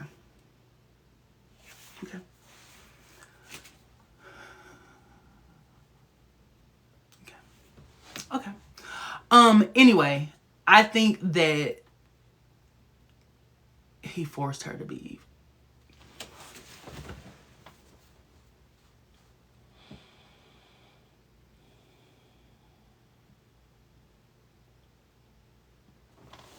I'm gonna stop reading the comments. That's what I'm gonna do. And it ain't like y'all not the problem. I'm sorry.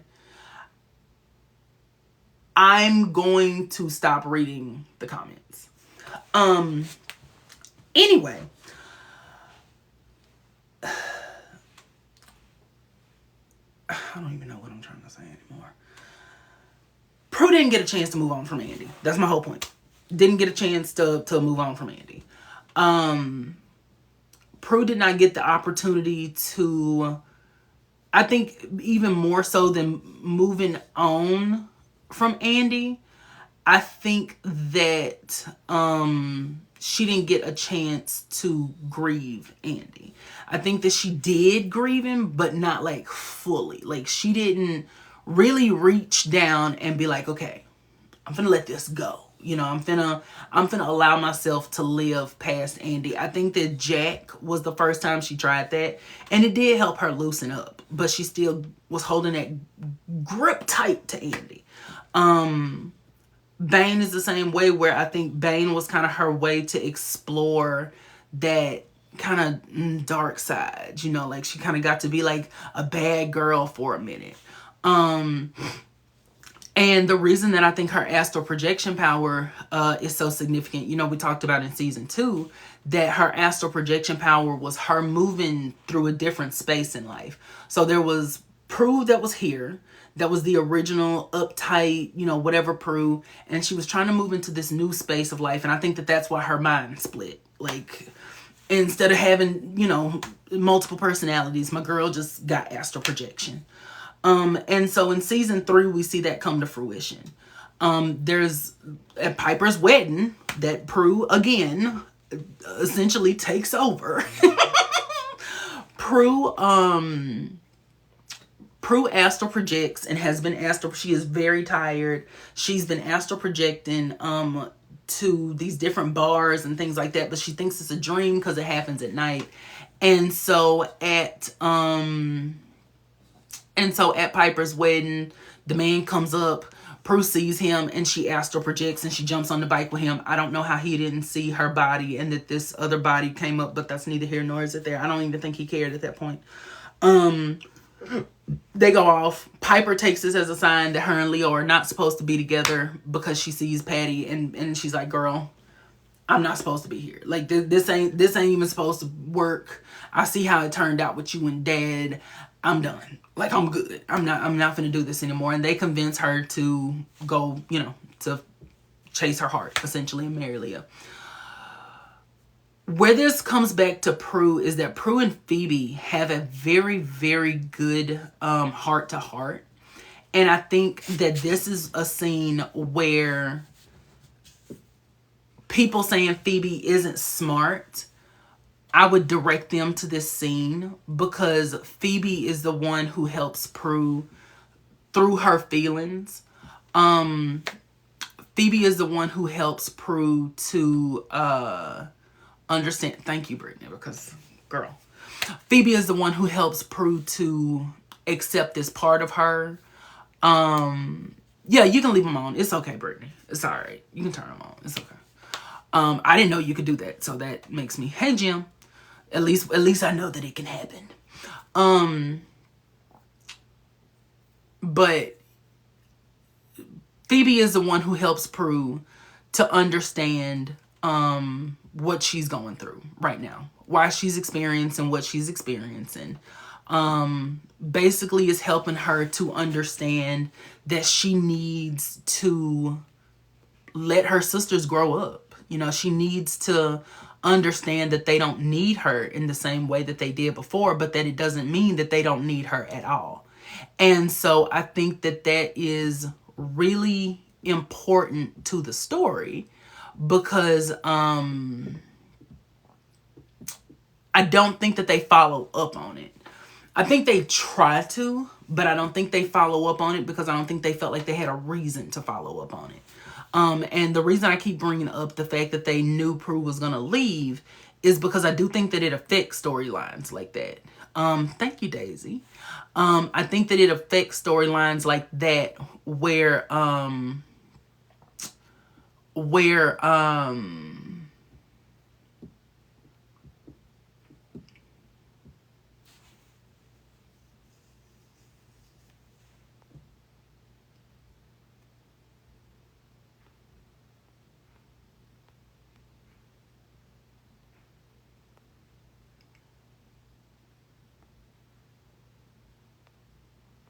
sorry, baby. I can't do that no more. I can't watch all of that. So my thing is, I can probably turn it off. I'm not going to. I just muted them because I can't do that anymore. I don't mind. Okay, let me take a minute and let me really acknowledge why I just muted these two people. It has nothing to do with them being like bad people or anything like that. I don't think that it's bad. I don't like people to be in here going back and forth with each other. There is one thing to have a discussion. It's a completely other thing to be going back and forth and trying to invalidate what someone else is saying. That's one reason why I'm getting very frustrated tonight, because one thing about the power of G. We don't compare sisters. We're not finna argue with people. We're not finna go back and forth. We're not finna not listen to what someone else got to say. If you don't agree with it, that's perfectly fine. But don't be in the comments arguing with people. And don't be telling people that they're wrong just because you feel like they're wrong. Everybody's got different things that we feel about this show. And that's perfectly fine. I know not everyone is going to agree with what I'm saying tonight. I know everyone else has different viewpoints, different opinions, and that's fine. I don't mind that. But the reason I'm getting very frustrated is the way that some people are going about expressing that. So, what's going on with Catherine?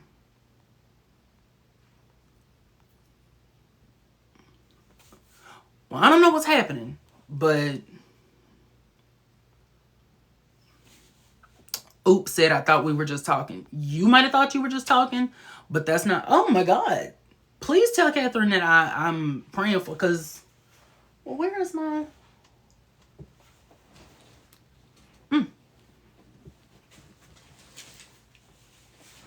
I don't have my iPad, and I don't want to... JD, please tell Catherine that I'm praying for her, because I know that, you know, she's been going through some stuff. So please tell her that I will check on her we're probably not gonna be here too much longer. So just tell her, please, everybody send some prayers up for Catherine. Let her know that I'm gonna check on her. Unless she needs me to, like, if she needs me to end it right now, then baby, I sure will. Just let me know. You tell her to let me know what she needs. Until I kind of hear, we're gonna try to go on, but I want my girl to be all right. But yeah, that's why I'm getting very frustrated tonight. I don't care for the way that some people have expressed their thoughts tonight. And yeah, so that's just me. Anyway, so I wanted to make that known, because I don't want anybody to say I'm a jerk and, oh, he was in the chat going off on me and da-da-da-da. I'm not going off on anybody. I get very frustrated sometimes, and sometimes I don't react in the best way. And so for that, I apologize. I just want to make sure that everyone in the chat is having a good time. I want us to be able to talk. You know what I mean? Like, I want us to be able to talk without, you're wrong, no, it's this, and you don't understand. That's not what we're here for. Anyway, so yeah, that's why I say, like, Prue goes through a lot this season, and I think that Prue has to accept the fact that she's probably going to go to the lower room at a very young age. She has to, I think she does have to really accept the fact that, like, that time is coming. Versus, and I think that might be another reason why she dives so headfirst into magic and, you know, trying to defeat the triad and being powerful is, you know, I saw something and I can't remember where it was, but, or it might have been in the live, I can't remember. It might have been Mike. I don't remember. But someone was talking about how Prue has this kind of obsessive need to control things, and she doesn't accept, you know, unalive, like, people's demise. Like, she doesn't accept it, and she has trouble accepting it. And I think Patty is a really good example of, Patty and Andy are really good examples of that. Like, she holds on to that kind of stuff.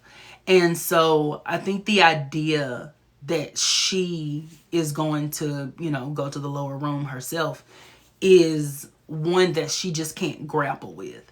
And that's why I hate that Death Takes a Halliwell is focused so much on her. But I think it needs to happen because, you know what I mean? Like, the reason I say that is it feels like they took one of Phoebe's innocence and good night, TARDIS. They take one of Phoebe's innocence, or someone who should be one of Phoebe's innocence, and they give them to Prue. And I just feel like that's another instance where it was kind of like unnecessary, but I mean, whatever. Because it does lead Prue into the decision, you know, the discussion with Death himself, and why they have to use a black man to be the one, but it's neither here nor is it there. And he, you know, that's how Prue kind of accepts that the end, you know, comes for everybody eventually. And it just is a really sad moment, especially because Prue, you know, let somebody get eaten by demons. But, I mean, just, I guess, completely outside of that. And that scene is funny because for some reason, Piper, of everyone in the group, like, everyone in the group, Piper is the one who's like, you didn't even do anything. You just stood there. And I was like, why is Piper on 10? That scene is so funny to me because Phoebe is just kind of standing there like, girl, you really just let that man go to the upper room. And then Prue is just distraught. And Piper is just like, for some reason, just like up here. Like, Piper is mad that Prue let this man go. And I'm like, Piper, did you even meet him? Because I think she did at one point in the episode. I think she did when he was at the house. I think she did. But Piper had absolutely, like, no connection to this man. And for some reason, she was just like a cat on a hot tin roof about the fact that this man got up out of here and Prue didn't do nothing. I was like, what? Because what that almost makes me think, though, is that it didn't have anything to do with him, because we know Piper didn't care about innocence. Catherine said thanks. Okay, how is she feeling? Is she feeling any better, or is she still in pain? How long has she been there? I know I'm asking a lot of questions at once. I'm sorry. We know Piper doesn't care about innocence, but I think in that moment, I really feel like Piper didn't really care that he was gone. It almost felt more like she was disappointed in Prue. You know what I mean? Like, does that make any sense? Like, I feel, not me saying that and then the views dropped. Child, y'all will be all right. I feel like, to me, Piper was more like disappointed in Prue. Like, girl, you were right there and you could have done something. And, you know, in her mind, like, Prue is Miss, you know, get it done. And I'm sitting here watching you not do it. Like, what is really happening? And so maybe that's why Piper was reacting like that. I'm not 100% sure. And then the season culminates in Prue's untimely demise. Before we move on to Piper, I would be remiss if I did not bring up the season finale of season 3 of Charmed, All Hell Breaks Loose. Excuse me. You know how when we first started talking about season 3, I said that this was the season of stuff just kind of like not making sense necessarily. Like characters kind of doing stuff that didn't make sense. This is the culmination of that. This is like, see, the season 3 finale is just the absolute boom part. We forgot to mention it. At some point, Kit leaves the manor. Baby Kit said, all right, I'm out. Kit said, I'm finna go be human. I'm finna go do what I gotta do. Well, actually, she went around Paige's apartment for a little bit and then she became human. Anyway, so All Hell Breaks Loose is the season finale of season 3. Their magic gets exposed after they are trying to save Dr. Williamson, who is their innocent, from the Source's personal assassin, Shax. I'm not even gonna describe how. I'm just gonna say it. So their magic gets exposed. Everything is just thrown up into turmoil. People are outside their house. Police are involved. People are like saying this is like the end of the world. They need to repent. Good magic doesn't know what to do. Evil magic doesn't know what to do because Shax also got exposed. So literally the magical world is just like in upheaval. I mean, it's a mess. Phoebe is down in the underworld trying to save Cole. She gets caught up and she ends up making a deal with the Source, and he rewinds time using Tempest from season 1. And then once time gets rewound, Shax gets a clean shot at Prue and Piper and Dr. Williamson, and he is successful in unaliving Prue and Dr. Williamson. And Phoebe and Leo, that we know of, are still stuck in the underworld. Okay. Surface level. That doesn't sound horrible. Surface level, it's very stressful sounding and is actually a very good season finale, right? Until you start getting to the logistics of the episode. So, logistically, first off, Piper comes running in the house, like at the very first part of the episode. Piper is running out. I think we lost him. Do you think we lost him? I think we lost him. And I'm like, I know Piper is a very like woo person, but I mean, my God, like she was on a whole other level of like up in the airiness. I mean, it was crazy. Like it made me think like, is she okay? Like what is happening here? And the episode is strange because like Phoebe supposedly got a premonition about Shax attacking Dr. Williamson. Okay, that's not strange. But she says that she went to go check the book. And we saw that Shax is the Source's personal assassin. But somehow we didn't get a chance to read the vanquishing spell that, if I remember correctly, is on the same page. It's not like Shax has like some 3-page spread. It's literally the same page. And somehow, some way, we did not get a chance to see the spell.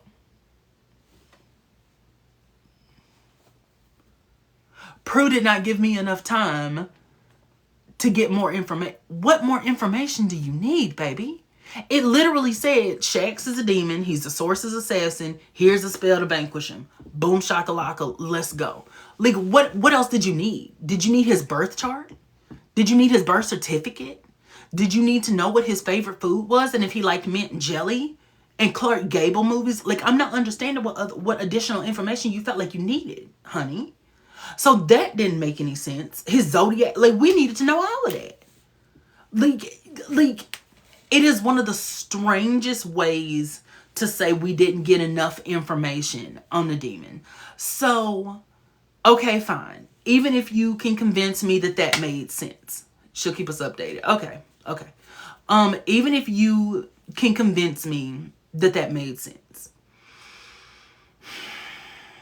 Phoebe goes upstairs to get the spell. Shax attacks.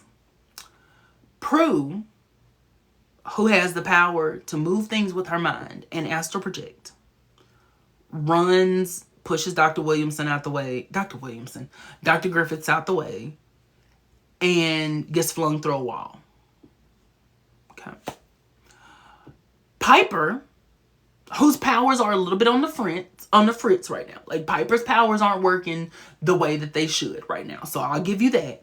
However, she did not even try.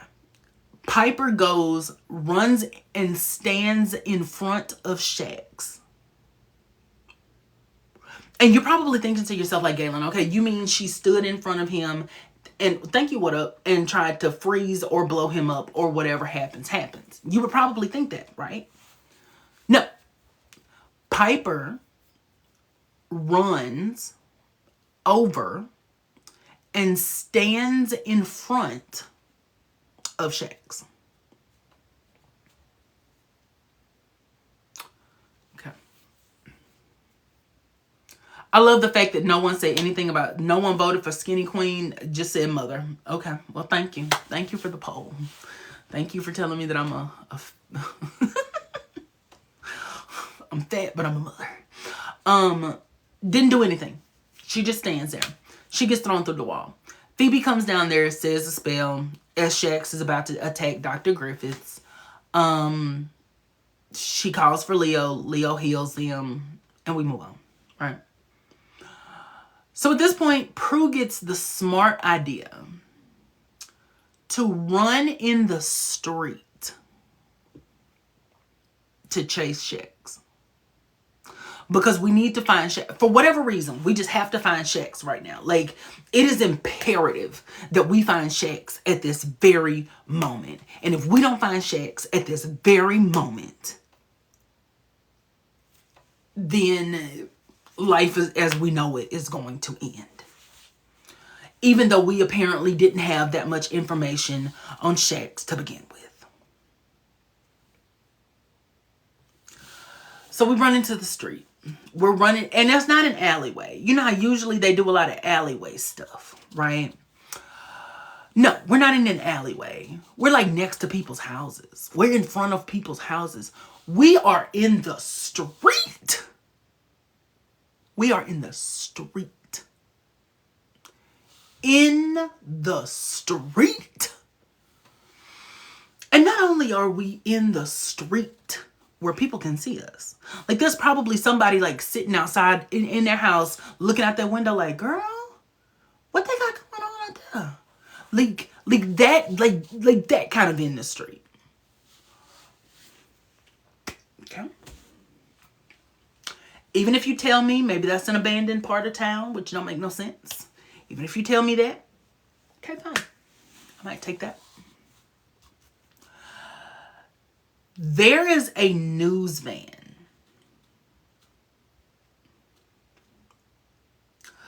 with a news crew. There is a reporter and a videographer, whatever. Cameraman. I don't know why I said videographer. Cameraman. Standing there.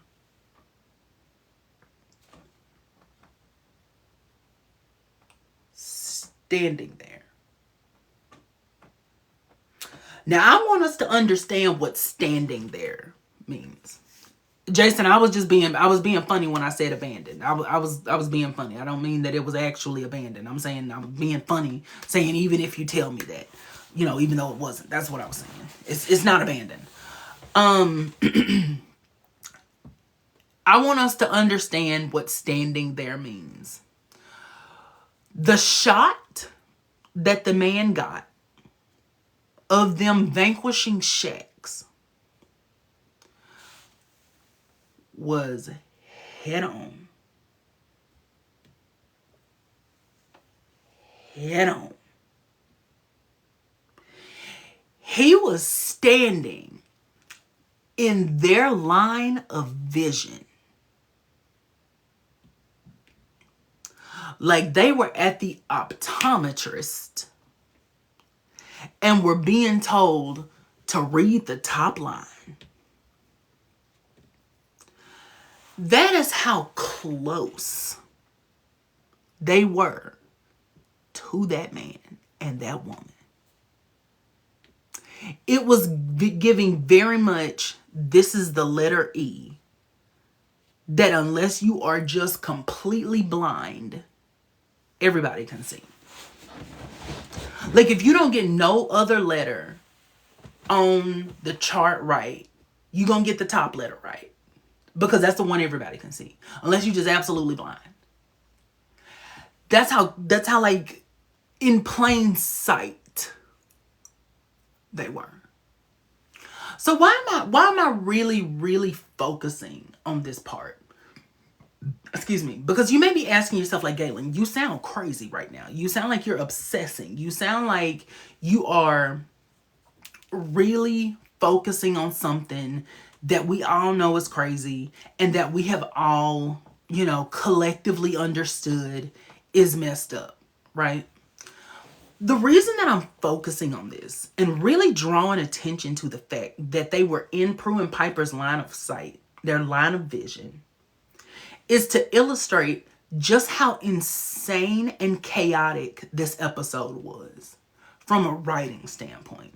Just to show you how little the writers had to have cared about this season.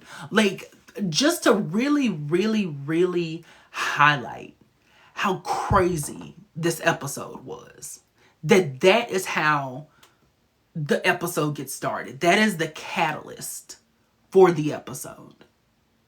I just really I'm focusing on that because I want us all to be on the same page and really get, hey, Two Essence, and really get how crazy this is. That this is how magic got exposed.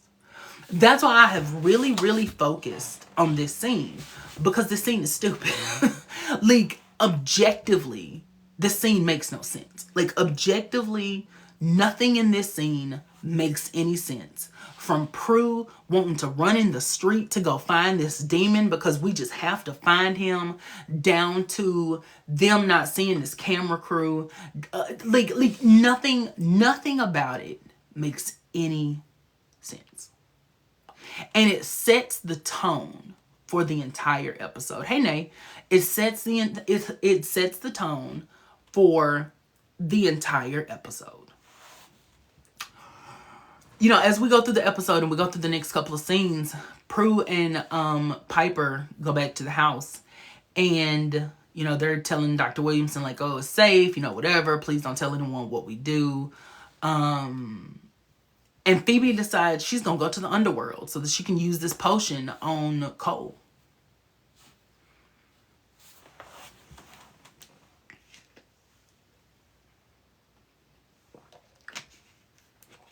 Because at this point, Cole has said that he only unalived a witch because he was under a spell and he couldn't help himself. Phoebe believes it. And Phoebe wants to go down to the underworld to save him. I hate when people say not too much. I'm sorry. I'm not saying that about you. I just hate that phrase. I hate when people say not too much on. Like, girl, it's a show. Anyway, I'm not talking about you specifically. I'm just talking about the phrase. I just hate that phrase. Anyway, so Phoebe has decided that this is what she's going to go do. And I just don't understand the purpose of her feeling like, hey, Paprika, I can go down here by myself. Like it doesn't make any sense to me. It doesn't make any sense to me that Prue and Piper, Prue specifically, who just hunted a demon in the streets to save an innocent. Let me say that again. Prue just hunted a demon in the street so that she could save an innocent.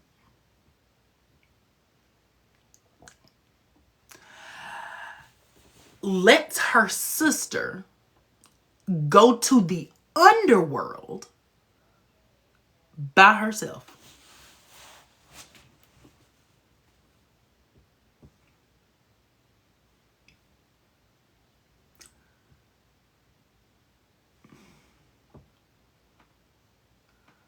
Huh? And to my knowledge, this is the first time that any of them have gone to the underworld. Y'all cannot possibly be, for real, saying that she was going to be safe with Cole. Okay, I shouldn't have said that like that. Let me explain why that really is not like a valid argument in this discussion to me. And I'm not saying I'm right. I'm just saying,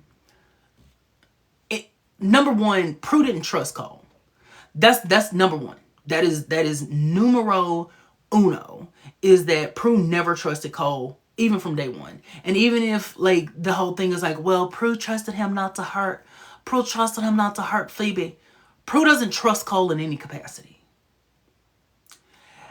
You're also telling Prue that he is under a spell that made him unalive a witch in their attic. Right? In their attic, he is under a spell that made him do that. And you are telling me that Prue is like, you're banking a lot on that little potion. And then it's just like, go ahead, girl. I know you got it. I know you got it. I believe in you. Even if she did believe in Phoebe and her ability, there is no reason in this world that Prue should have let her sister, let's just not even say little, her sister, go into the underworld. That I can recall, this is the first time any of them go to the underworld. There is no reason that Prue would let her sister go to the underworld alone. Her sister, that even though she can fight, does not have an active power that's going to offensively help her if these demons start attacking her. She doesn't go down there with any other potions. Even if she can come up with a cute little rhyme, what if these demons ambush her? We are assuming that Phoebe's potion, she's talking about she's banking on Cole's on this potion. You're banking on this potion. Leo can't hear y'all down there. So instead of letting her go down, instead of going down there with her and saying, okay, whatever else happens, the power of three is going to be together. And even if we go out, we're going to go out swinging and fighting together. You just like, yeah, girl, you got it.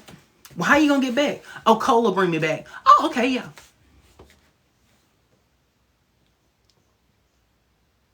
What? The writers said, I don't care how we play this episode out. We are just going to play it out and we just going to let it happen. They said whatever. They said, girl, whatever. They just said whatever happens, happens, and we just gonna do it. And it does make it even worse that Shannon directed it and Shannon allowed this.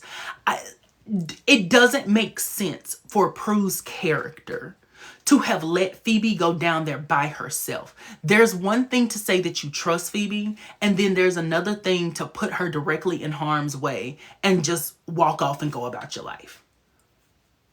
That is insane for the character of Prue to have done that. And then be like, oh, Cole will bring me back. Oh, okay.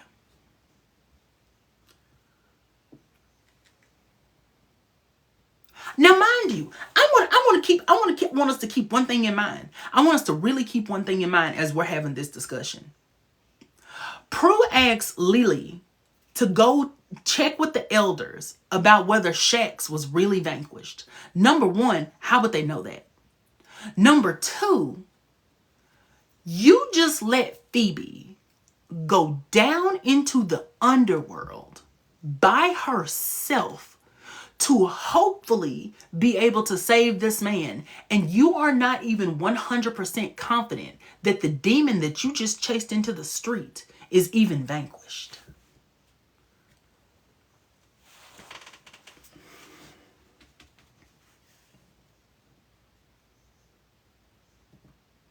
I need somebody to walk with me. I need somebody to hold my hand and tell me at what point any of that makes any sense. One person. I need one person to tell me at what point any of that makes any sense whatsoever.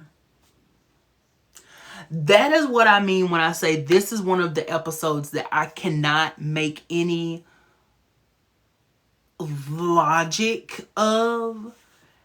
And I can't. I can't. Jason said you have to go back a couple episodes where Prue had to work through her astral self ruining the wedding.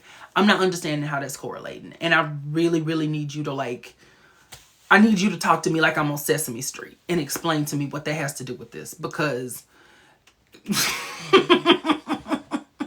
I need you to talk to me like the letter of the day is B. Because I don't get it.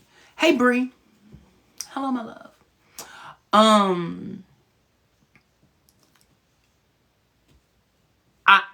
I just so even when Leo comes back, baby, not the lost episode, child, that's a whole controversy in and of itself. That's a whole thing. Even when Leo comes back, and by this point, I don't even remember. That's the thing about it. It's the whole episode is just a mess.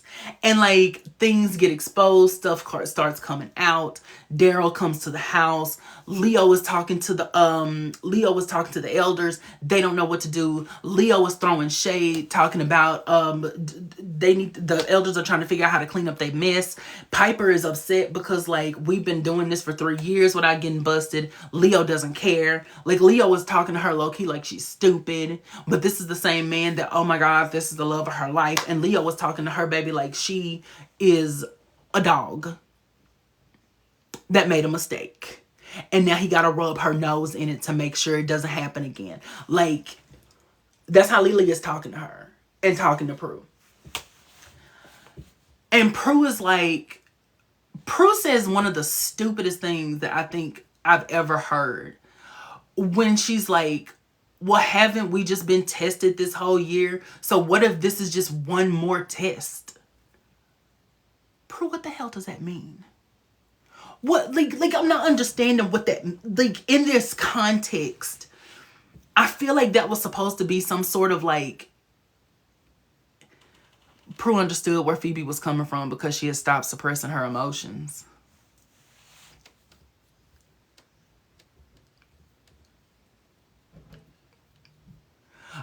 Okay, so Zay, I don't want to say your name wrong, said, I think he's referring to the fact that she was putting more trust in her sister. Trust is one thing, but logically sending her into literal hell by herself doesn't make any sense. Like, you know what I mean? Like, saying that she doesn't, this is not the time for Prue to be like, oh, I'm gonna trust you. This is not the time for that. This is not the thing that Prue would be like, okay, well, I'm going to put my trust in you. She's sending her into the underworld where there are demons lurking and going and skulking. Like,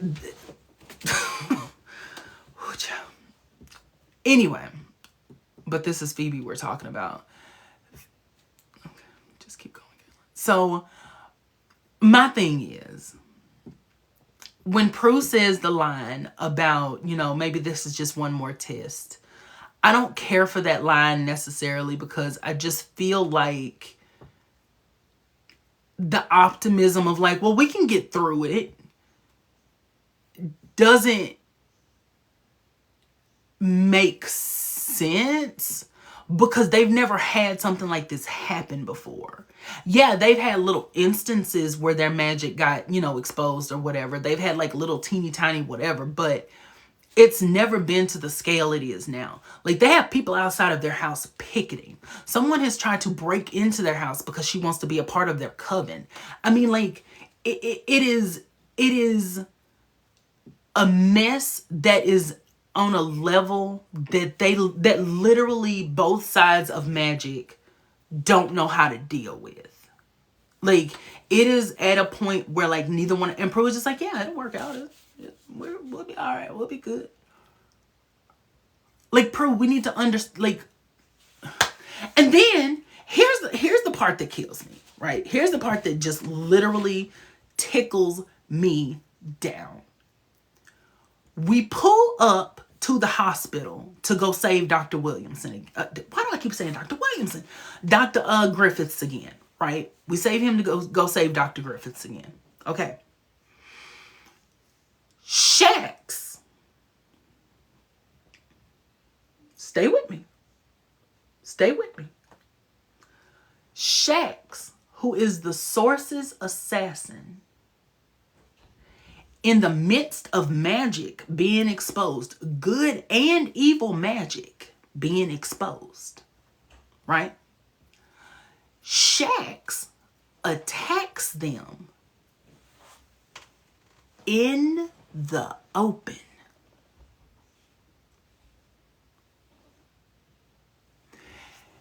In front of God and everybody. He attacks them again. In broad daylight.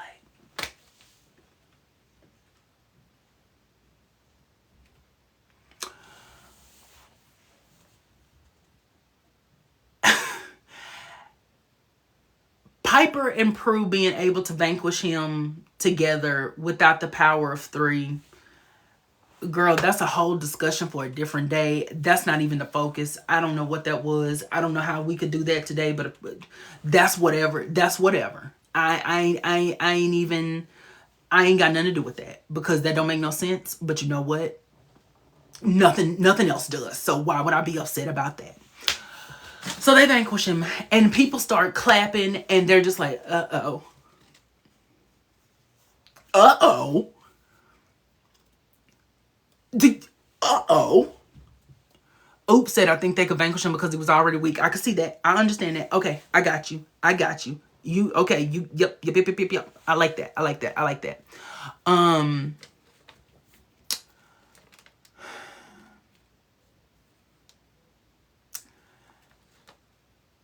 They didn't have a choice but to vanquish him. So I'm only half mad at them.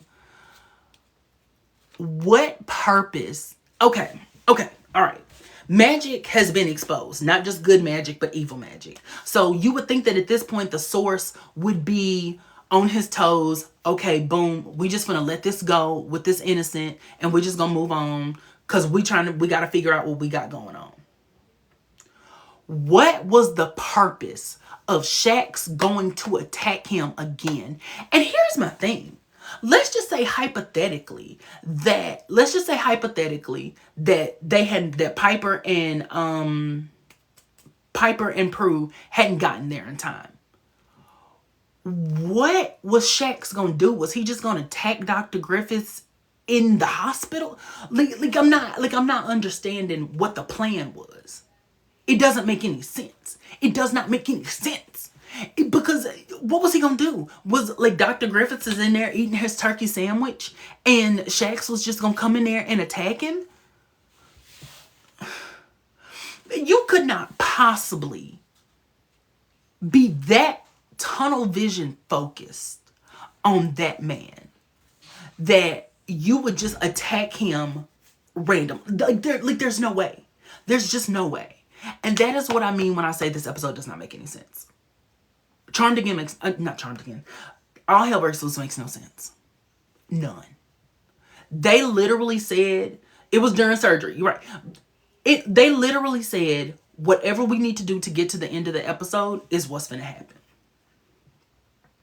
Right?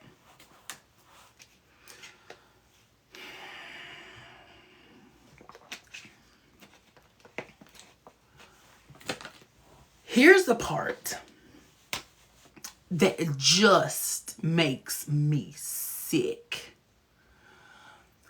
Lily goes down to the underworld for Phoebe, right? Okay. That's her white lighter. We get it. We get it why she's down there. Why he's going down there. Yeah, he's going down there. Yeah, okay. Okay, I can, yeah. He's very hesitant because when he's down there, he won't be able to hear Prue or Piper's call, which is already setting us up for trouble and letting us know, of course, something is going to happen, because why are you telling us that we can't hear your call? Now, mind you, this is in the midst of everything that we just described. Magic being exposed, people being after them, people being outside. This is in the midst of all of that. And Piper and Prue are like, yeah, go ahead.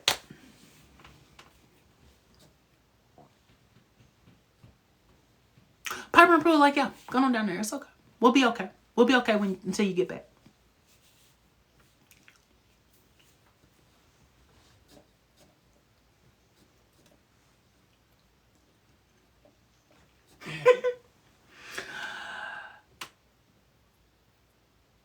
And instead of Leo just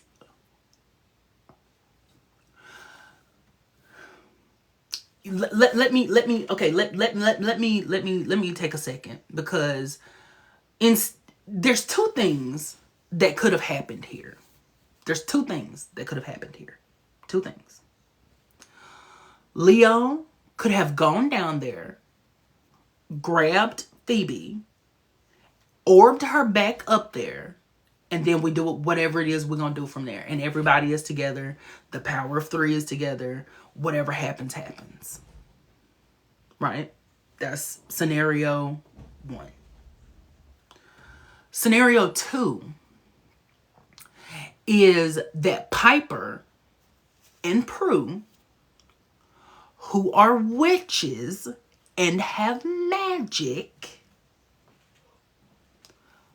could have summoned their sister back to them.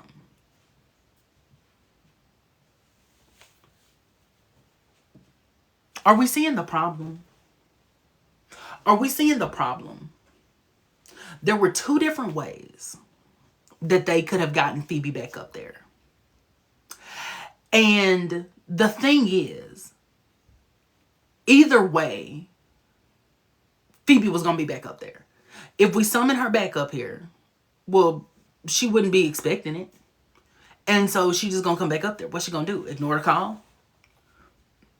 But then also, if Lily had gone down there and just grabbed her and brought her back, I don't know what to tell you.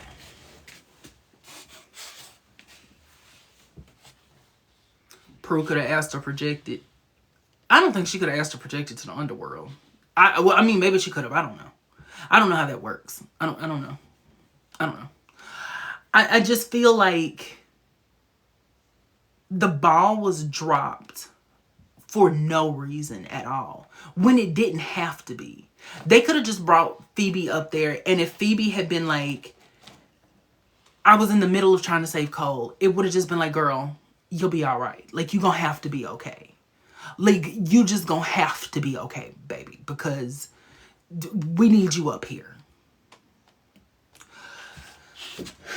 So Leo being down there, while everything is, I mean, like, havoc is just being wreaked up there. Like, everything, I mean, like, literally everything, while he is down there in the underworld playing house with Phoebe, everything up top has just gone insane.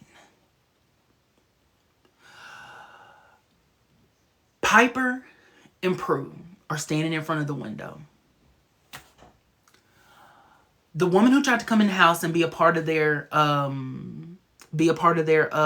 coven earlier has a bazooka or whatever that item was that she had. It was a sniper thing. Whatever she had. I always call it a bazooka. It wasn't a bazooka. Buffy had the bazooka. Girl, not me saying Prue jumped through the portal. Anyway, and that's a little joke about Prue jumping through the portal. That's a whole other joke. I'll explain that to y'all later. Piper gets hit by this thing. Oh, okay. That's what it was. Okay, thank you. Because, girl, when I tell you I just kept saying bazooka, I've been saying bazooka for 20 plus years. Anyway, so, and you know what? Apple user 253-345-42 has a good point. She climbed to the top of that thing with it in her hand, and everybody was just like, I wonder what she's going to do with that. The police were there. Everybody just watched her climb up to the top of it, and they was like, dang, that's crazy. I wonder what she's gonna do when she get up there. They low-key wanted probably them gone. And they were like, whatever, whoever you get. So Pippi gets hit, right? Man down.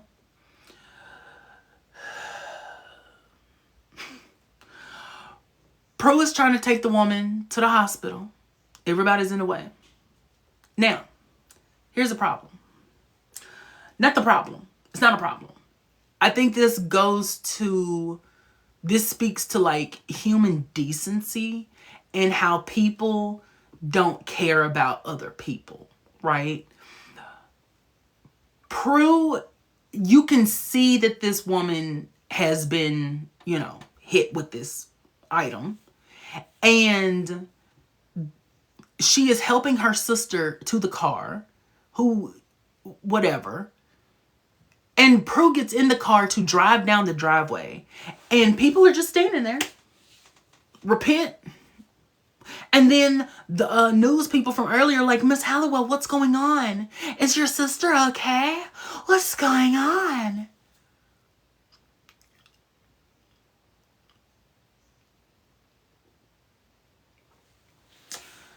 Prue gets out of the car and is pleading with people to move. Because, can y'all please get out of the way so I can take my sister to the hospital?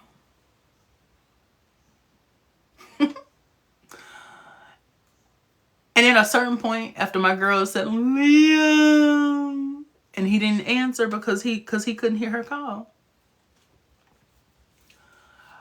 Mama said, if you're not going to move, I'm going to make you move. Mama said, if you're not going to get out the way, I'm going to make you get out the way. She flung everybody that was on that street. She threw people over cars. I know that man broke his back. She was flinging people onto the pavement. I know they had to have cracked a skull.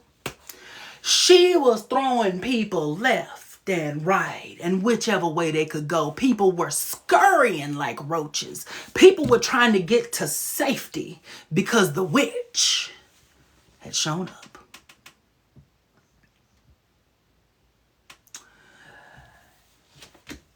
And my Prudence had to drive her sister to the hospital.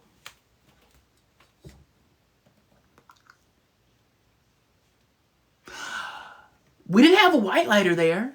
When we have a person who is a being who is assigned to us to help us in times of need, if only we had one of those. We do. They just weren't there. And my Prudence has to put her sister in the back of that BMW truck and drive the speed limit. Y'all ain't hearing me. Prudence had to put her sister in the back of that BMW truck and drive the speed limit to get that woman to the hospital. Prue had to stop at red lights. She had to stop at stop signs. She had to stop to let little old ladies get on across the street.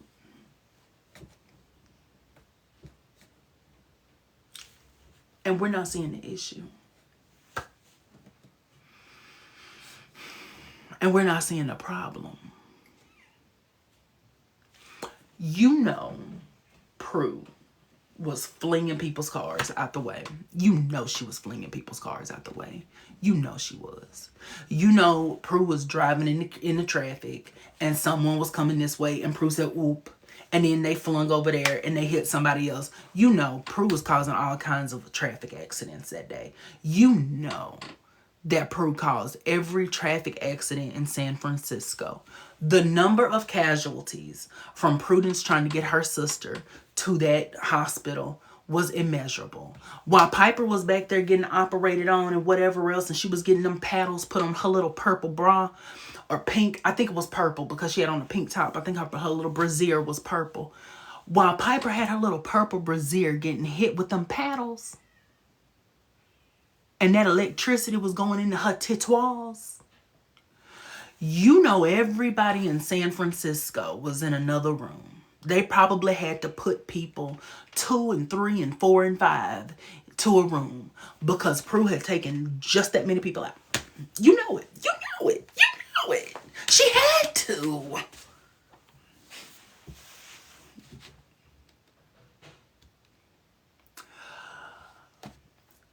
As stupid, and I do mean stupid, as this episode is,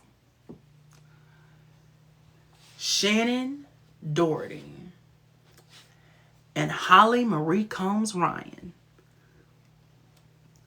put they whole charmdussy in that scene. Do you understand me? When I tell you that they ate that scene alive. Love Shannen to pieces. I think she absolutely 100% ate with that crying. Holly Marie Combs, I don't say this lightly, should have been on somebody, like that was an Emmy reel. I don't know why I'm pointing to Shannen Doherty and I'm trying to point it. Tell me you ain't ever watched a show without telling me you ain't ever watched a show. Holly Marie Combs Ryan ate that scene up in a way that I don't think Charmed had before that. The closest I could possibly think is probably when Shannen was crying in season 2. That's the closest I can think. Because Holly ate that scene up. When she was on that table and she started shaking and she said, "Prue, I'm cold." Girl, I'm tearing up thinking about it. When she said, "Prue, I'm cold. I can't feel my legs."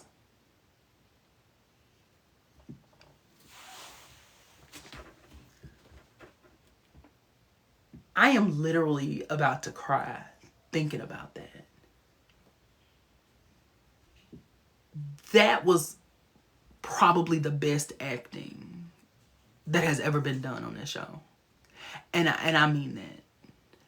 I mean that in 8 seasons of the television program Charmed that ran from 1998 to 2006, that was probably the single best piece of acting that they ever had on that show.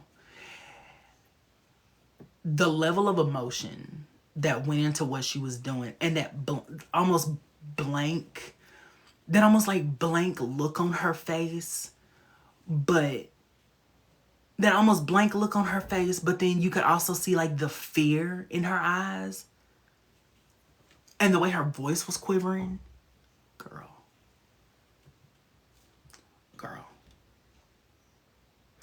And I know people give the mausoleum scene in season 4 a lot, but no, I'm sorry. Holly Marie Combs Ryan said, if I am gonna get on this table and y'all gonna tell me that in the middle of everything else I'm supposed to go on to that lower room, I am about to give you a show. And give us a show she did. That scene actually almost makes the episode worth it. If I'm being 100% honest, that scene almost makes the episode 100% worth it. And I really want us to think about, I'm not trying to I'm not comparing Buffy. I'm actually giving it a very high compliment. When Buffy finds her mother in season 5, spoiler alert, that's one of the most emotional scenes. But one of my other do I mean when Prue wasn't turned into a Fury, and even if, and I still do not think that when Piper was turned into a Fury, I still don't think that had anything on this. That was emotional, but this was acting. There was an episode where Buffy and Dawn had a little breakdown and whatever else. And Sarah Michelle Gellar is a phenomenal actress. And when she cries, she does this thing where she her voice cracks. And it makes you, who's gonna take care of us? That is one of my favorites. Like when I need to cry, that's the scene I watch. Holly Marie Combs delivered that for Charmed. And I want us to, the reason I'm bringing that scene up is to say that season of Buffy aired around the same time as this. Or during the same season, but I think that episode came before. So what I'm saying to you is, if you were watching the WB in 2001, you were going through it. You were going through it. If you were watching the supernatural dramas in 2000 to 2001, you were going through it. Baby. That scene was bravo. There is nothing else about there are no notes, no nothing. That scene was perfect. That scene was absolutely 100% perfect. There is nothing else about that particular scene that I could ever say this is what we need to be doing. Ever. Now, with that being said, give me a second, because I don't know where I'm trying to find my charger. Hold on. Because I don't think, y'all, let me check this to see what the percentage is. Okay. All right. Okay, we're good. Hey, Diamond. All that being said, Phoebe being down there and them needing to find a way to fix everything gives the Source the end that he needs to basically get done what he's trying to get done. And he makes a deal that Phoebe will stay down there under the condition that, you know, her sisters get warned about Shax, which I don't know why Phoebe would ever be stupid enough to think that that was actually going to work, but for some reason she was. And then, of course, the Source double crosses them and is like, you know, once time is reset, then detain her and her white lighter. And so when time is reset, Phoebe's not there. Shax attacks, takes out Dr. Griffiths, Prue, and almost Piper. And that is the close of the Prue years of the show.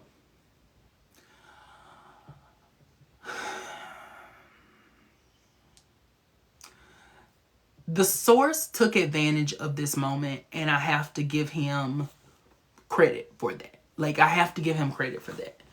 Because he came in and did what he needed to do.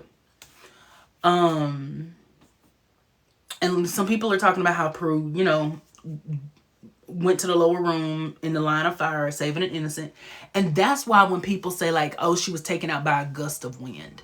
I want to say this, and I don't know how much of it I can say. Prue went through a wall, and there was the substance that is in all of our bodies coming out of her ear. Her ear. And it wasn't just because she had no little scratch. Mama had some brain stuff going on. There was something in her skull that happened. And Prue was in some trouble. And I think that that's the thing is, like, Piper had a nosebleed, so she could have had the same thing going on, but Prue had some stuff that happened. Like, I think when people are like, oh, she got taken out by a gust of wind. Okay, yeah, it may have been a gust of wind, but she went through a wall and hit her head very hard. Like, you can even see a little bit. Like, I don't know that they were trying to do this, but when she goes back, Shannon's head goes, like, you see her head go back and then come back up. Like, and then go back down. Like, you can see the moment that, like, something happens. Whatever it is, you can see the moment that something happens. And I don't know that that was necessarily intentional, but if it wasn't, then baby. And then think about it. And it was a demonic force of wind. It's not like this was just like a little, you know, whatever. Like, he threw her with some intensity. This is the first time that we have ever seen them go through a wall. This is the first time that we have seen them, like, maybe not the first. Okay, when that demon threw Piper in season 1, the one that had Tempest reversing time and stuff, and he threw her through that door. She went through that glass, but that was glass. This is the first time that we see one of them go through, like, a wall. This is the first time that we see one of them, like, an entire part of the house be destroyed because of the force of them being thrown. We've seen them be thrown into walls. We've seen them be thrown into tables. We've seen them be thrown into whatever. This is the first time that we have ever seen this happen this forcefully and this strong. So it's like there was just so much happening here. And the manor walls are old and paper thin. I don't think that we are talking about maybe the same house. Because we see them get thrown into walls multiple times and they never break them. They've never gone through a wall before. Like, even saying like they're paper thin, they get thrown into walls all the time. Like, Piper got thrown into a wall in season 4 when the Source hit her. And yeah, she tore it up, but she didn't go through it. And then Piper actually got thrown into the same wall that Prue got thrown through by that demon in season 5 that attacked her when they were arguing with Grams. She got thrown into the same exact wall that Prue got thrown through. And she didn't go through it, she went into it. Plus, we need to think about the fact too, Prue was standing close to that wall. So when he hit her with the intensity, with so much intensity that she went through a wall and just, child. Anyway. Okay, I done got off track. When people say that Prue going to the lower room was Phoebe's fault, I am going to say this. I do not think that it was just Phoebe's fault. I think that it was everybody's fault. I do. The only two people who I don't think had anything to do with it were Piper and Cole. I don't think that Piper and Cole, hey Lily Arc. I think that Piper and Cole are the only two people who did not have a hand in what happened. And yes, I am saying that Prue herself is at fault. Prue played a part in it. Phoebe played a part in it. Leo played a part in it. The elders played a part in it. The source played a huge part in it. Everyone's hands were in the pot in some kind of way, except for Piper and for Cole. And why am I saying Cole was not necessarily at fault for this? Cole was just chilling in the underworld. Now, this is one time I will, hey, Carolyn. Listen, Carolyn, I hope you're praying for me. I hope you're saying some prayers for me. Because I need it. That's my thing is Prue contributed. Piper didn't do anything because Piper was just kind of following Prue's lead. Now, does that make her naive and gullible? Yes. Does that mean that she was at fault? No. Cole was just down in the underworld chilling. Cole, like, Phoebe is the one who went to him. He was just kind of doing his part by going to the source asking for favors. Like, he was trying to help in some capacity. That's why I say Cole and Piper are the only two people in this entire scenario who did not contribute to Prue going to the lower room. And that's what I mean is, like, there's one thing for things to be a perfect storm. You know, I love a story where things are like a perfect storm of things coming together to, like, Zanku's plan. Zanku's plan later on is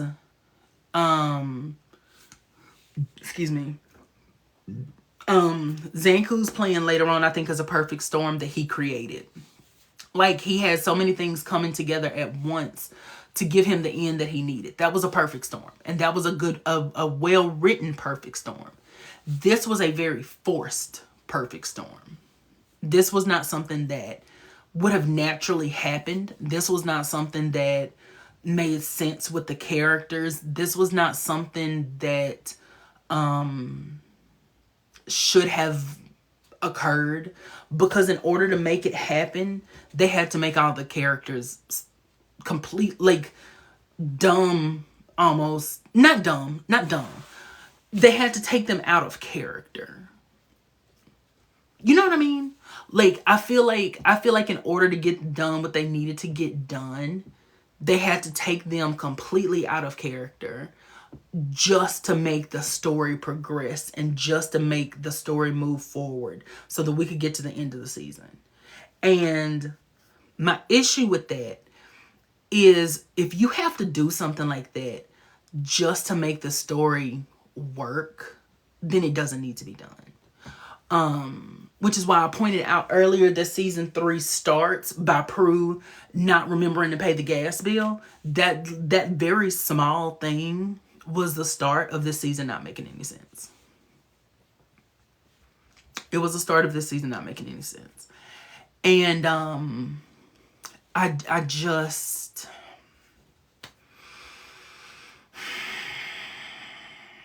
It makes me mad because season 3 is a good season.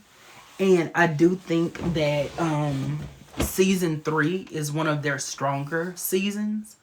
But I prefer season 2 over season 3 because I felt like the characters were being true to themselves. Even though I don't care for, like, the Piper, Dan, Leo, you know, drama, it made sense. And it flowed. Whereas, even though they had that man, you know, man being gaslit, like whatever. But, season 3 is one of those seasons that even though it's really good, they have to dumb it down at points for it to work. And it just doesn't. It doesn't.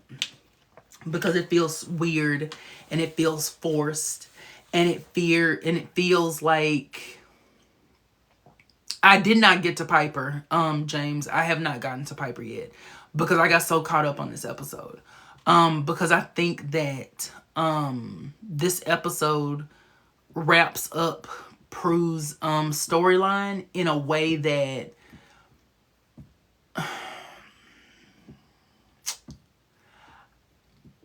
I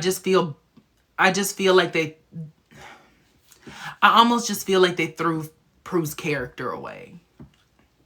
Like, you know what I mean? Like I hate to say that, and I think they just kind of threw her character away. I feel like they just said whatever we got to do to get her up out of here is what we're gonna do, and we're just gonna throw some stuff at the wall. I know Charmed has inconsistencies. I know that Charmed has a lot of stuff that does not make sense. I know that Charmed has a lot of, you know, storylines that we all kind of look like, oh God, you know, but I just hate the fact that this felt very pieced together. And I really hate the fact that I hate the fact that Shannon directed this episode, because I want to know like what her input to it was. And I really want to know like what she approved and what she didn't, because I just feel like Shannon is more meticulous than this, and I feel like she's more I feel like she is more understanding of what the characters would do than to let something like this like happen. Because this was very sloppy and this was very pieced together, and this was very, we're just going to do what needs to be done just to make it work. So Justice says she didn't know she was directing her unalivement. Yeah, but I still want to know like what she thought of the episode. You know what I mean? Like when they gave her the script, was she like, what? Or was she like, okay, I guess, you know, like I just want to know that part of it, because this was so, I don't know. Not just saying my name at the end of the sentence. Like I was just supposed to be like, girl, my bad. Okay, excuse me. Jesus. I don't know. I don't know. This episode just, it makes me feel a lot of things. And yeah. And you know, this is season 4, since we're going to be talking about it next. I am not prepared, and I may turn the comments off for that video, for that live, because I don't want to hear, you know, I'm so glad Prue was gone because everybody could grow and everybody was this and everybody could be that and da-da-da-da and this and da-da-da-da. Like, that's one of the reasons, like, talking about season 4, I know is already going to be very, like, I'm going to have to just, I'm literally not going to look at the comments. I leave the comments on because I want everybody to be able to talk and I want everybody to be able to, you know, interact. But I am just not prepared for, you know, oh, well, everyone had to grow up and everyone had to da-da-da-da and everyone got a chance to, and Piper is mother and Piper is this and da-da-da. I can't, like,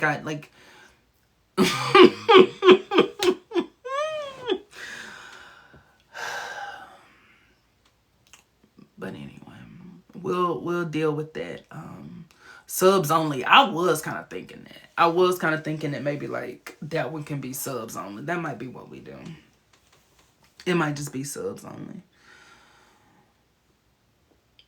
IDK is someone who just finished watching season 3 again yesterday. I feel like how they acted made sense.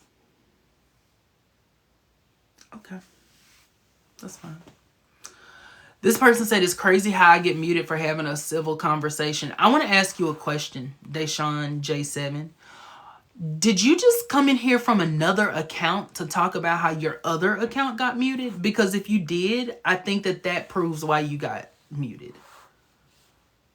I think that's probably why you got muted, because you're doing stuff like that. So I could be wrong, but I'm not sure what y'all were talking about.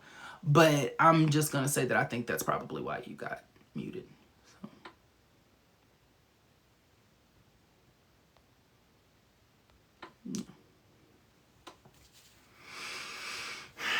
Anyway.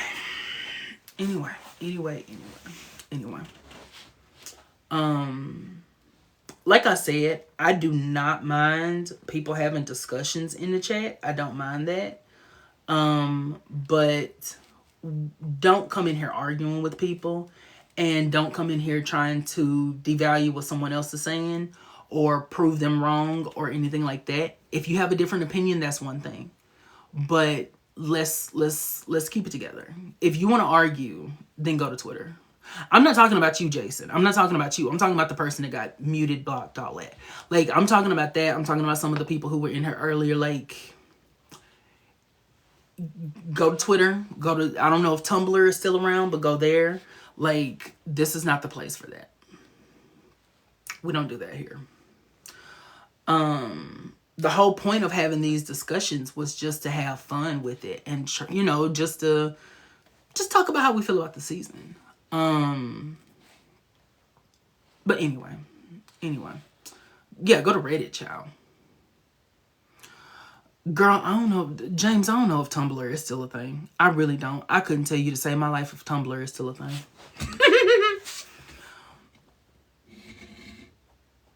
Not the blessed oil. Yes, Miss Carolyn, get the blessed oil out. Please get the blessed oil out. Please. Please. Please get the blessed oil out. Oh my God. Y'all, I didn't mean to get this like, thank you, Jason. And I'm sorry, y'all. Okay, so I want to apologize to anybody, including you, Jason, if I was at any point like, whatever, aggressive. I don't know what word to use. We were talking yesterday about how Charmed is a show. Happily Harry after said, so we're not even talking about the show.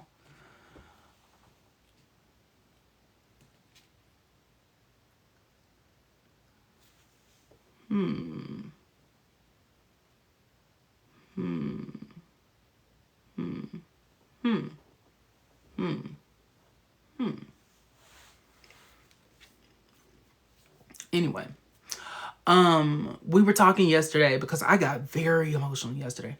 Charmed is a show that can make you very emotional in different ways, and I think that that's why we all love it so much, is because we can all pull from something. Season 3 is one that I get very passionate about. I get very passionate about all of it, but season 3 is one that I get very passionate about because for me, this season is the one where we really start to see the shift in the show. And I think that everyone has such different opinions and different views and different experiences with it. I saw that person, I just blocked them and I just moved on because I'm not doing that tonight. Excuse me. Y'all, if you are subscribed to the live and you're not a moderator, please let me know. So that I can add you as a moderator. Because part of the subscription is being a moderator. I don't know if y'all know this or not, but if you would like to support me, I know that tonight was very intense, and you might be like, baby, I ain't never coming back here. What if I just made you a moderator? But if you, if you would like to support me in any kind of way, then you can subscribe to the live, or you can go to my Patreon and join the tier. You get access to our GroupMe group chat. You get access to our bi-weekly Zoom where we watch Charmed, other TV shows, some other movies, things like that. You get access to all of that. Oh, okay, Miss Carolyn. Apparently I can't add no more moderators, so we're gonna figure some stuff out. I thought you were too, JD. We're gonna figure something out. We have a bi-weekly Zoom where we watch Charmed, watch other movies, we watch all kinds of stuff. You get early access to videos. You get to request spells for like our Charmed ASMR videos. You get a chance to request, like we're finna do a Q&A video, and it's gonna be for the TikTok subscribers and for my Patreon subscribers. So if you would like to support a creator like me, then please feel free to subscribe or head on over to my Patreon. And plus, we only need one more person to like finish this goal. So if you are financially able and you would like to subscribe and you would also like to help an OCD person like me, then, you know, this one last little subscription thing that we need, you know, if you would like to, and if you're able to, then please consider supporting little old me, little old Galen. And you get access to a lot of features. That's all I'm saying. A lot of benefits. You get a lot of stuff. We got a birthday calendar. Oh, baby, I was cutting up today. Today, I sat down and I made a birthday calendar so that we can do birthday shout outs.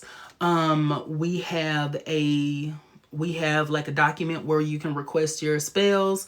You can request, you can put in your questions and stuff. Like, baby, we cutting up. Like, when I tell you we cutting up, we cutting up. And I have something else that I want to do for my subscribers. They don't know this yet, so I am going to go ahead and I'm going to say this because I don't want to keep it under wraps anymore, because I really want to. I'm about to try to figure out something where we can all do like, I think I want to do like maybe a subscriber a week, but do like a video with them, maybe like a Zoom, and we just kind of chat.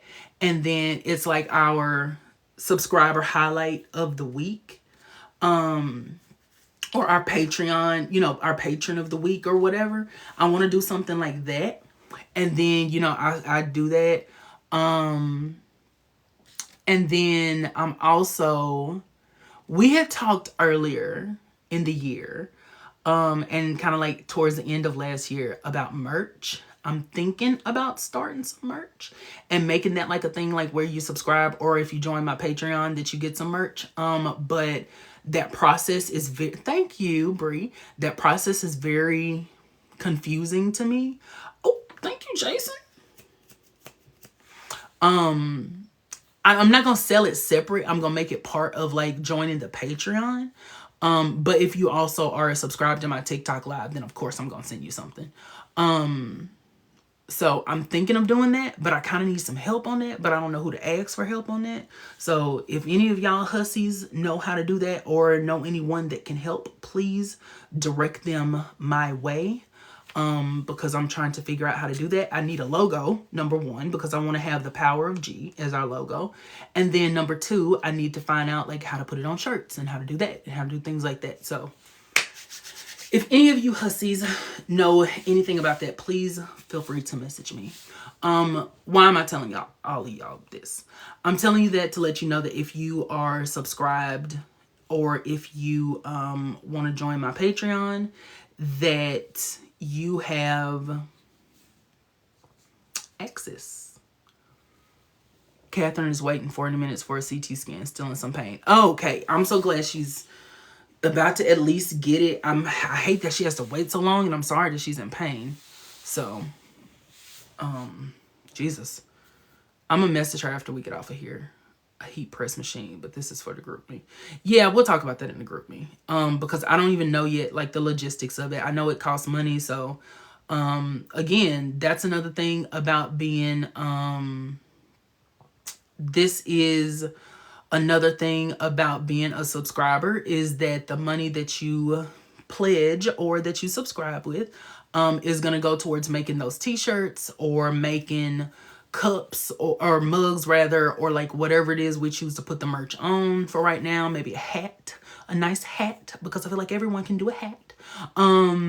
Things like that. Then I feel like, you know, your money is going to be going towards that. We'll be able to put it back into the community. Like, it's not just going to be like, oh, I got some. No, like, no. You're going to be able to see like, oh, okay. He got some merchandise. If I join that Patreon, or if I subscribe to this live, I'm gonna get me a little something. So that's something that I'm working on. Like I said, the subscriber of the week type situation. / Patreon. Come on, Galaxy. Jason said, let me cut up real quick. Thank you, Jason. Thank you, Jason.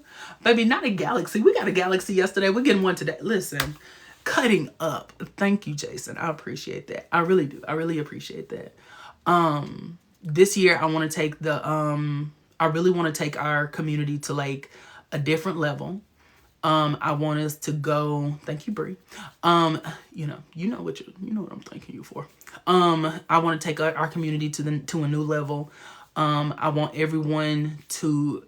What up, said my little roses can't compete with the Galaxy. You don't have to send me anything. Number one, no one has to. So I appreciate everyone who chooses to, and don't think that don't think that like what you're doing doesn't mean anything. It means a lot, baby. It means a lot.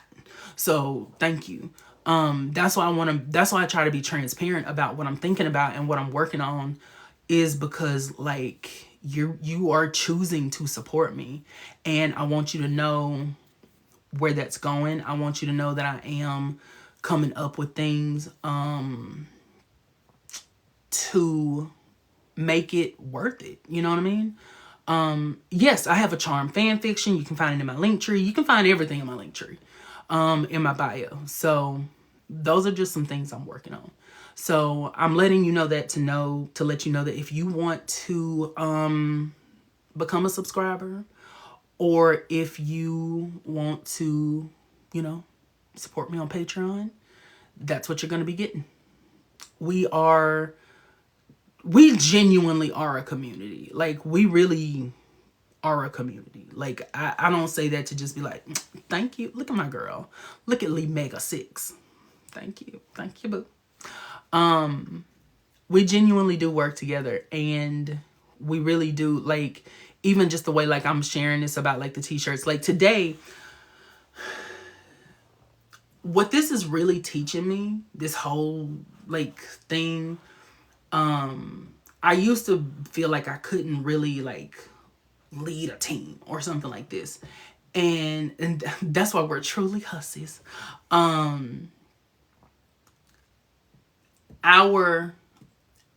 Like, this is teaching me that not only do I have the ability, I low-key feel like I'm in my Piper era. If we gonna be 100% honest, I feel like I'm in my Piper era. I feel like I've always been like very timid, very whatever, and now I'm kind of like at the forefront, and I'm having to do a little bit more than I had to do before. I feel like I'm that. I feel like that's what's going on with me. And it's something that, like, today when I was working on those different things, the birthday spreadsheet, and those documents for requesting, it made me feel good, because I feel like I'm trying to streamline us, like, instead of, because before I was like, oh, well, just send me a DM and whatever else. And I got to thinking, I was like, that don't make no sense. Like, why would you send me a DM? And then I'm making it harder on myself than it needs to be.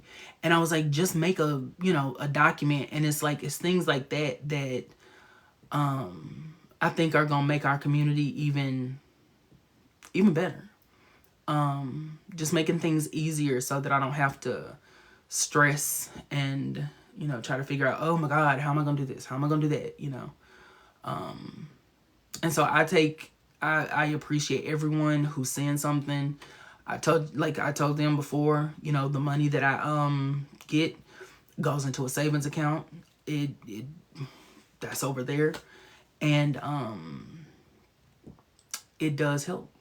It does help. So if you want to send me something on Cash App, my Cash App is in my link tree. If you'd like to subscribe, you can do that. If you'd like to join me on Patreon, then you can do that. But I do have a lot of dreams and goals and hopes, and if you'd like to support that, then please do so. And you can do a 1 month subscription. So the subscription, if you want to just support me for 1 month and it's $2.99 and we only need that one subscription to hit the goal, am I peer pressuring you into doing it? Yes. Am I saying that you don't love me if you don't do it? Absolutely. That is exactly what I'm telling you. Because What Up joined the team tonight. So do you really want What Up to be the only one that comes to the team tonight? Is that what you want? So wait a minute. Okay, wait. So let me get this right. You don't care about me. You don't care about What Up. Okay.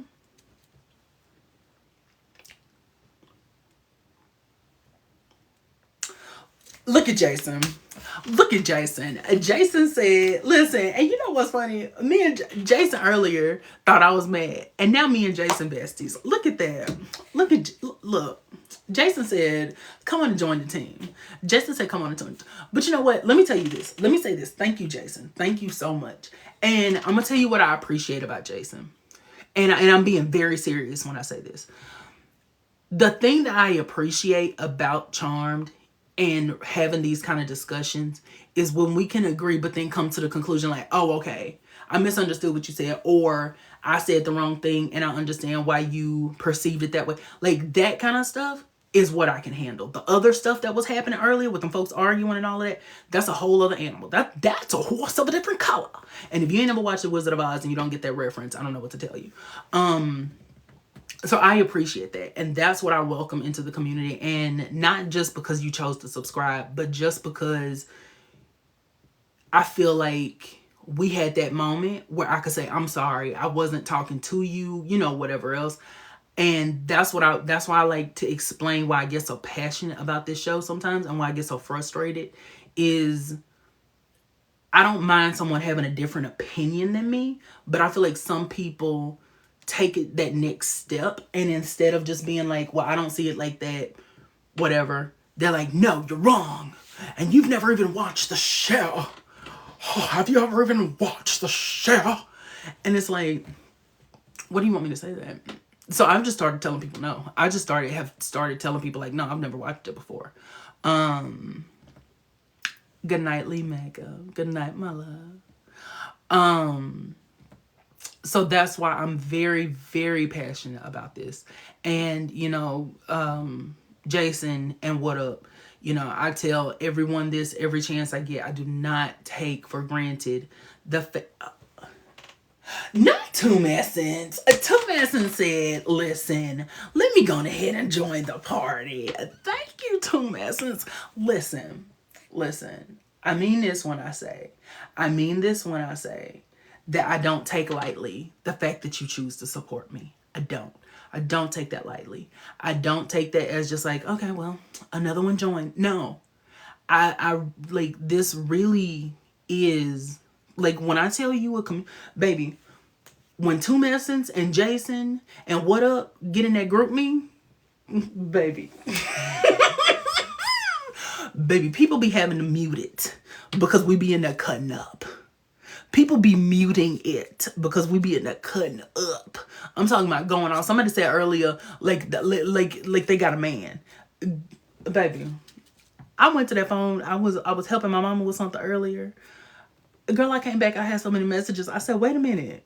I said, wait a minute. What is it? I felt important. That's how we be cutting up in there. So when I say we're a community, like, I don't just say that to, you know how, that's why I hate saying we're a family. You know how jobs be like, you know, we're a family here and we eat lunch together every day. And, you know, on the weekends we try to go and we go to, you know, we go to play pickleball and we just try to, you know, we have a lot of fun. No.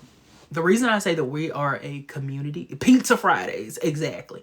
The reason I say that we are a community is because we do support each other. Like, Catherine is in the hospital right now, and I'm going to go check on my girl. We are planning, I'm going to, I'm going to Dallas next weekend. And well, not Dallas, but outside of Dallas. And I got some of my people that I'm gonna be meeting up with. And I'm so excited. And we talk, like, we know what's going on with each other. And we've talked about this on the live before, but, you know, I'm just going to use myself. I'm not going to bring anybody else into this. You know, for me, this show gave me, this show has done more for me than just been a show. Like, you know, I know Charmed means so much to all of us, and us having a safe place to talk about it and a safe place to like have discussions. That's why I get so upset when people try to argue about it, because the whole point of this is for us to be able to come together and have discussions. And I do not like people coming in here arguing. I don't like people trying to belittle people. I don't like that kind of stuff, because when I started, my thing was I just want to talk about the show. And, you know, I genuinely thought, I'm not being funny, baby, I didn't think nobody was ever gonna follow me. I thought I was just gonna be sitting up here talking to myself. And the number of people who have come on to support me, and the number of people who I talk to on a daily basis, is mind-blowing to me. The amount of people that we know about each other's lives. Like, that's why I always want to find new, different ways to discuss Charmed, is because, yeah, it's an older show. Yeah, you know, pretty much everything that could be said about it has been said. But I think the thing, thank you, Christopher Simmons. Wait a minute, Chris Simmons. Wait a minute, is you one of the Simmons twin to play Wyatt? Wait a minute. Oh, okay, now you black. Okay, you didn't play Wyatt. Okay, thank you, baby. I was finna say, wait a minute. Y'all, why was I finna say, wait a minute? I know you cutting up tonight. I was like, girl, I was finna say, we need to talk. We need to discuss some things. Thank you, Christopher. Thank you, Chris. I just call you Chris. I'm sorry. Thank you, Chris. I saw the Simmons. I was like, wait a minute. Thank you, Crystal. Oh my God. Thank you for subscribing. Thank you so much. Thank you. This is what I mean. It's like, Charmed brings so many people together, and it brings us together in ways that, like, if you had told me when I was 15 years old, talking about Charmed and writing about it in my little journal, and yes, I have a journal, and I'm gonna show it to y'all one day, writing about it in my little journal, I put it on Twitter actually, writing in my little journal about Charmed at 15 years old, because I had nobody else to talk to about it. If you had told me then that I would have a community of people to share this show with, and that it would open up this door for all of us little lonely people who have found our ways together, I would have thought you were insane. I would have thought you were crazy. There's no way. There's no way. And that's why I let y'all know, like, the reason I'm trying to go live more now is because I have more time, and I want to build, I want you to know that supporting me in whatever way that is, following me, sharing, you know, if you subscribe, if you're on Patreon, like, I want you to know I care. And for me, the way I care is by giving someone, like, you might have had the worst day of your life today.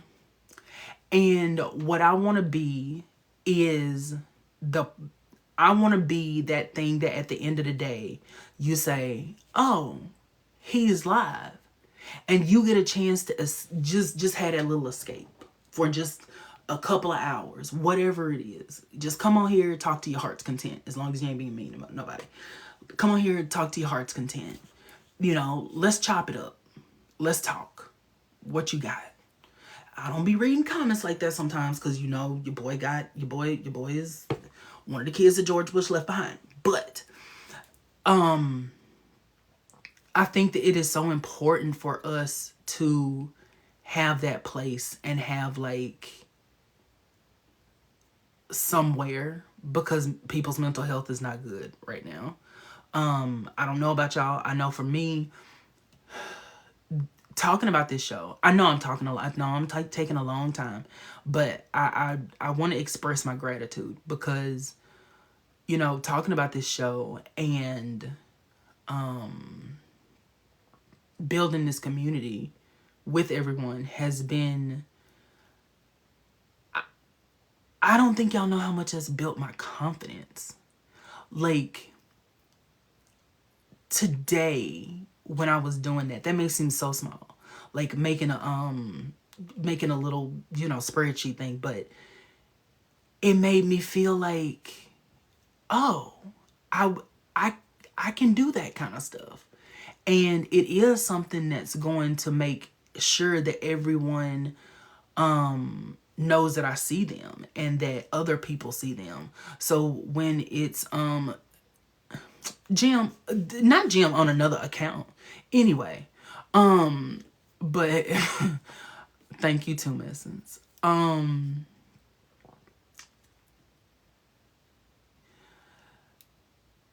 It's something that made me believe that I'm capable, which is something I've always struggled with. I've always struggled with feeling capable. And that again goes back to like why I get so passionate and why earlier I got so upset, because it kind of triggered something in me where I kind of reverted back to that like old Galen that got upset, you know, because like I feel like people aren't hearing me and whatever else. But more so it made me upset because I was thinking like, why are you in here wreaking havoc? Like, why are you in here cutting up like that? You know? And this is a place where we're all supposed to be able to talk and whatever else. So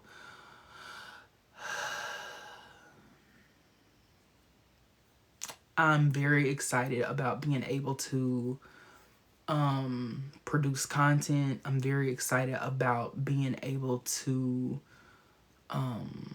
find new ways to bring us together.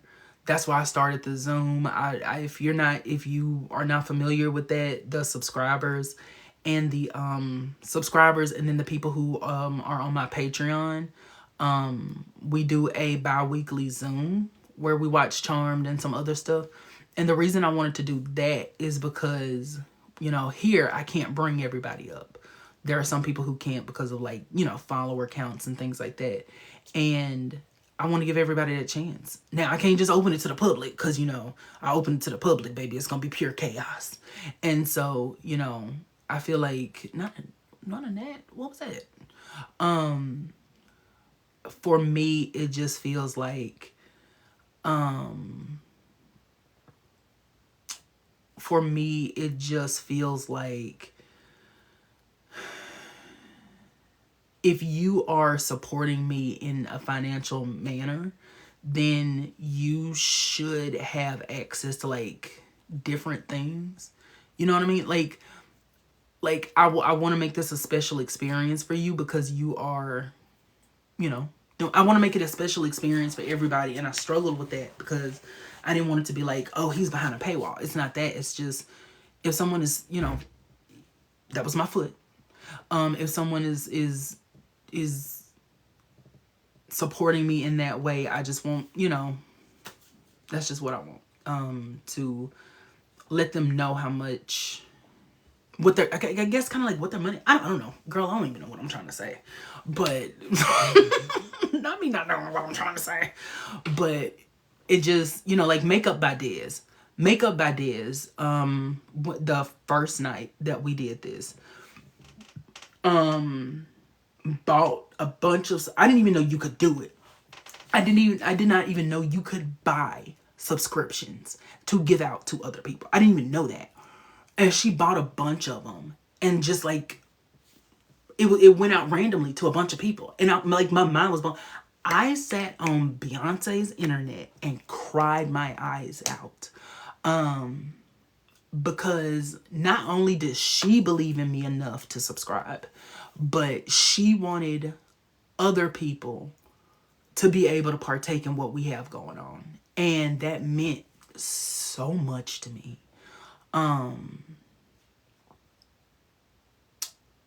Because I've got things that are happening. Some things that are happening in my personal life, some changes and whatever else.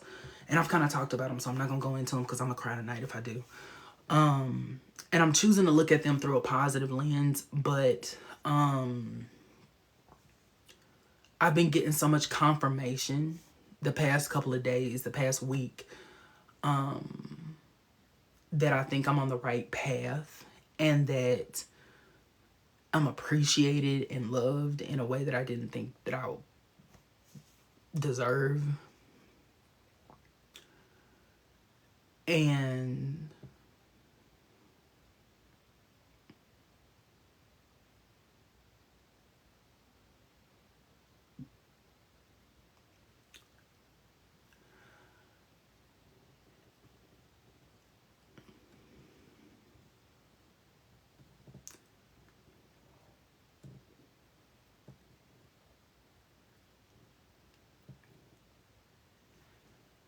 I want to find a way,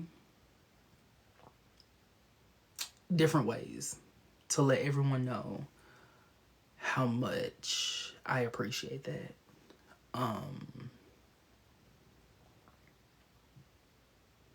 So,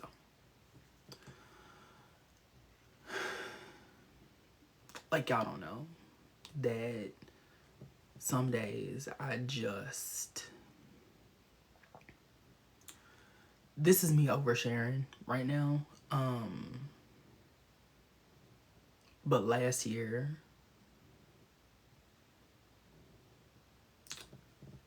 I was not in a good place. And if it was up to me, I would not be sitting here today.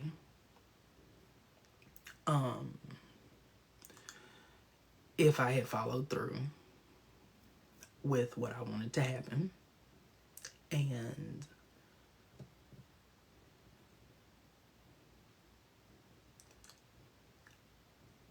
I would just sit up at night and just like pray for change. I just prayed like that I needed to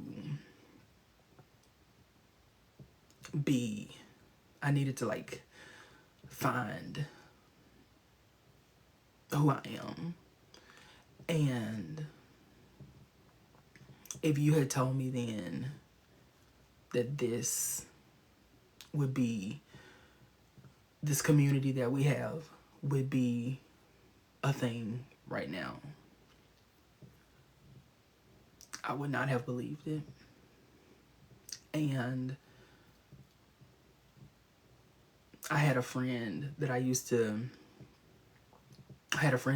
go live with all the time, and they just stopped talking to me one day, and I didn't think I was gonna get over that because I couldn't figure out what I did. I still can't figure out what I did.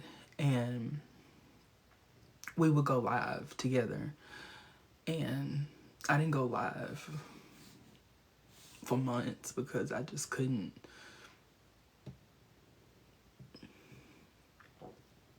I already felt like people weren't there to see me. They were there to see him anyway. And it was like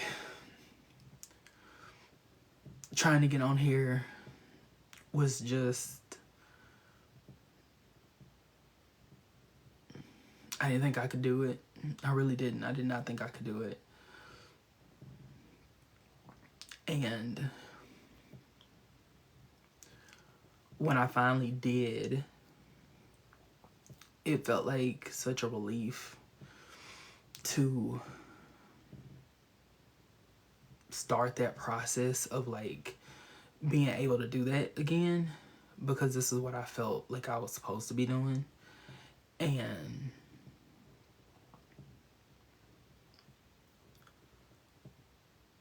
I just kind of think sometimes about, like, if I had let that control me, that emotion that I was feeling, then we wouldn't be here and we wouldn't be together. So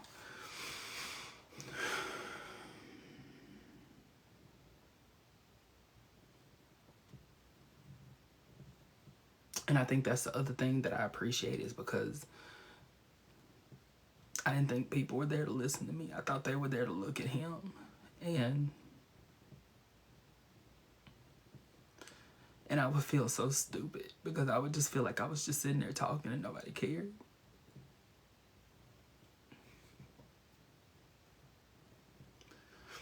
And that's why I didn't do it, because I thought, well, if he's not there for them to look at, then what am I getting on there for? But getting back on here has shown me that we are meant to be the community. And so yeah.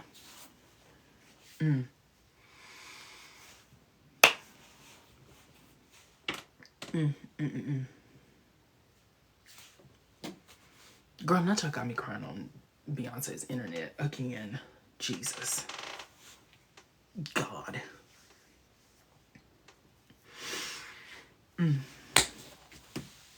Thank you. Thank you all. Like, truly, thank you. I feel like I've been doing a lot of crying lately. In kind of a good way. In a good way. Because I feel like I'm letting go of stuff. And I feel like I'm in such a transition in my life that I never thought, like, this show would be the catalyst for a lot of that. I always knew, like, that the show meant a lot to me. Like, don't get me wrong. I knew the show meant a lot to me. Means a lot to me. But I never thought it would just, like,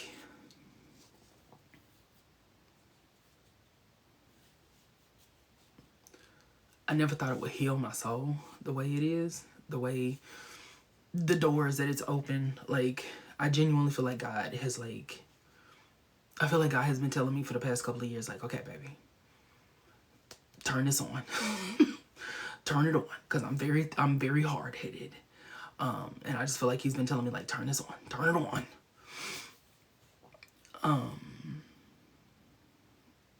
And I feel like I finally, switched that light bulb. So,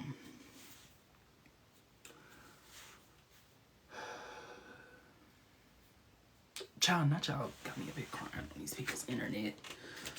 Jesus. So thank you to everybody who's here. Thank you to everyone who subscribed tonight. Thank you to everyone who has subscribed before. Thank you to people who follow me, who liked the live. I didn't even realize that we had so many likes. Oh my God.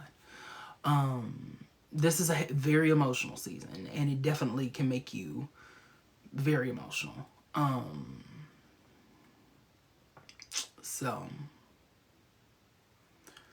who girl? My God.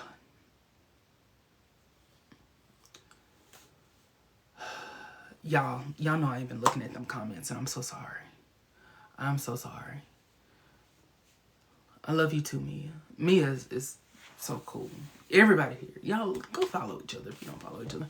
Jason said, can you show your piercings? Yes, my ear may be a little dry, but yeah. I just got these.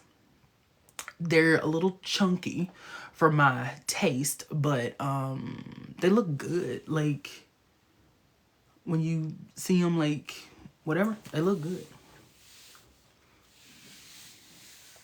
So thank you. I like to wear like these, the little, they're not diamonds because you know I can't afford them, but like the cubic zirconia, girl, whatever it is, because I feel like it pops against like my skin. I don't like wearing like black ones because the black ones just kind of blend in and it just looks like, are you okay? You got a bump on your ear, you know, whereas these, you can tell they're piercings. So yeah. So thank you for that. Thank y'all for listening to me. Oh my God. Child. I just be on here just cutting up. But y'all know I'm an emotional person anyway. I'm very emotional. But I appreciate so much. Like, I appreciate everyone like standing beside me. Not a cancer. Not such a cancer. Listen, don't you bring us into this. Don't you bring us cancers into this. Don't you bring us into this. Baby, we ate this season up. I ain't even gonna front. Jason, the next live is gonna be tomorrow night. And we're gonna be talking about season 4. And then Squeaky Sister is in here. And actually next Wednesday. Well, I don't know if Squeaky Sister is still in here. But if she is, because I think I saw her name. But if she is, she and I are actually going to be doing a live next week on Wednesday, because, you know, it's the last day of Black History Month. And I didn't really get a chance to do everything that I wanted to do. And I just really wanted to highlight her because she has such a, we're going to be doing a live together because she has such a beautiful spirit about her. And something, I try to share people all the time or whatever, but there's something about her that just made me feel like I want to get her out there and I want to expose her to, like, because I don't know who in here maybe likes like hair and stuff like that, or like nails, lashes, like that kind of stuff, but I know she does that kind of stuff. I'm not 100% sure, but like, y'all might love that. So I was like, well, girl, let me go on ahead and, hey, Azari. Azari is the one who made those pictures for me. So giving them a follow because they were so nice. And thank you again for those. So yeah. But yeah.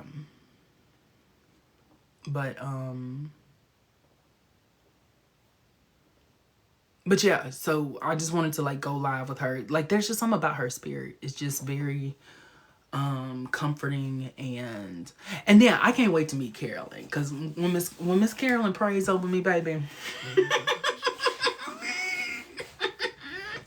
y'all ain't gonna be able to tell me nothing when Miss Carolyn prays over me, baby. When she get that anointed oil out, oh baby, that's gonna be a wrap. I do not have the dollhouse. Good night, Blake. Hello, Noah.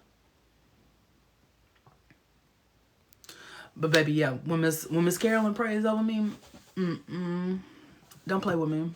Don't play with me and don't play with her. Cause we is gonna be anointed. Do you understand me? So, purr is all I got to say to that. Purr. It is gonna be fun. What up? Like I said, the group me, baby, we be cutting up in there. The group me is fun. The Zooms are fun. I can't wait till y'all are there. Like, I love the group me, and I love the Zoom. Like, that has been so fun, and I'm glad we started doing that. So what we do with the Zoom is we alternate. So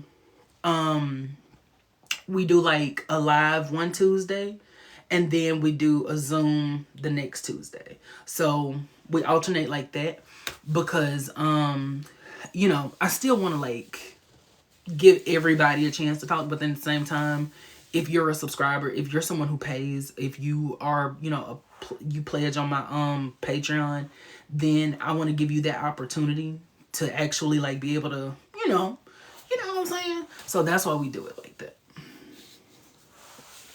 That's why we do it like that. So yeah. I didn't even get a chance to talk about Piper like that. Oh my God. And my throat hurt. Girl, we done cut up tonight. You're gonna be shying the Zooms. That's all right. That's all right. Trust me. We gonna get you there. I promise you. I promise you. We gonna get you there. Or not, if you don't feel like talking. That's the thing about it. Like with the Zoom, next season is heavy Piper season. Can we get into her? I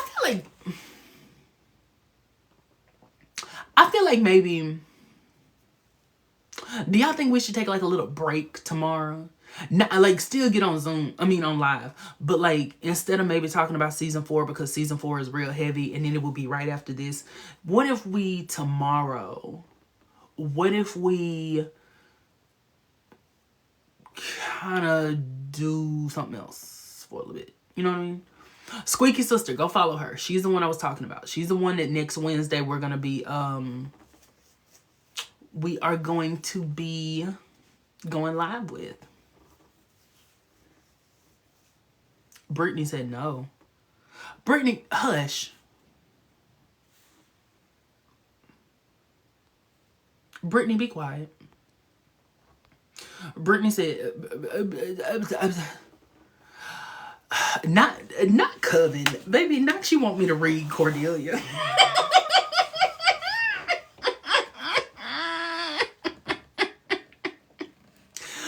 Baby, not you. Baby, not Coven. Not you want me to go ahead and read Cordelia, baby. Talk about Black Witches. You know what? Yes. That's what tomorrow. Oh, that's what tomorrow can be. Oh, okay. How about this? What if tomorrow, and somebody better remind me about this because y'all know I'm gonna forget. And if we don't, then that's on y'all because you didn't remind me and you knew I was gonna forget. What if tomorrow we talk about Wicked City and AHS Coven? What if we do those two things? What if we talk about Coven and Wicked City, and then maybe we can find one more show to talk about? Like the third one can just be like, somebody bring it up. Yeah, we love American Horror Story, baby. Oh, and I cannot wait. We need our Galen reminders. I always remember the things that I'm supposed to remember. And you can't bring up a time. And you can't bring up the time that I have ever forgotten because I always remember. And if you don't know, if you've never watched Wicked City, I actually have y'all, this is what I'm so proud of. I have a podcast where I'm rewatching Wicked City, and the actual stars of the show, y'all, the actual stars of the show agreed to be on there with me. I've talked to the main group of people, the main actresses, the actresses from the show, not like people who came to the set and then stood there, the actual actresses from the show. I have interviewed them and done a podcast with them. Baby, you can't tell me we ain't on the way to the big leagues. You can't tell me. And if you try to tell me, guess what? Your grandma was bald head. Your grandma was bald head. And that one wig she got, I'm gonna come cut it up. Like Squeaky Sister said, favor. Baby, that's exactly what it is. And then I met all 4 of the Charmed ones last year. Baby.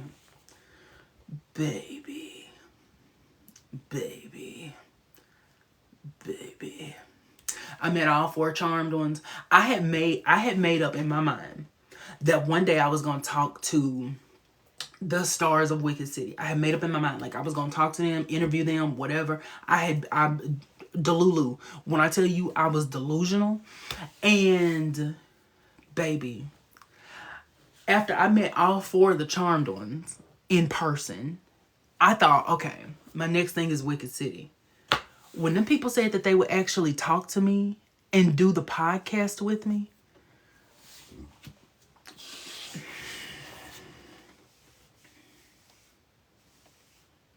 girl. And then I have to reschedule with him, but Michael Bailey Smith agreed to do the Nexus podcast with me and my friends. Mr. Michael Bailey Smith. Mr. I took out a charmed one myself. The end. Himself. Mr. Balthazar himself. Mr. Grimlock himself agreed to be on our podcast. I didn't want to tell y'all hussies this, but Krista Allen, who played the Oracle, she said she was going to get in contact with us. And she said one day she's going to be on an episode.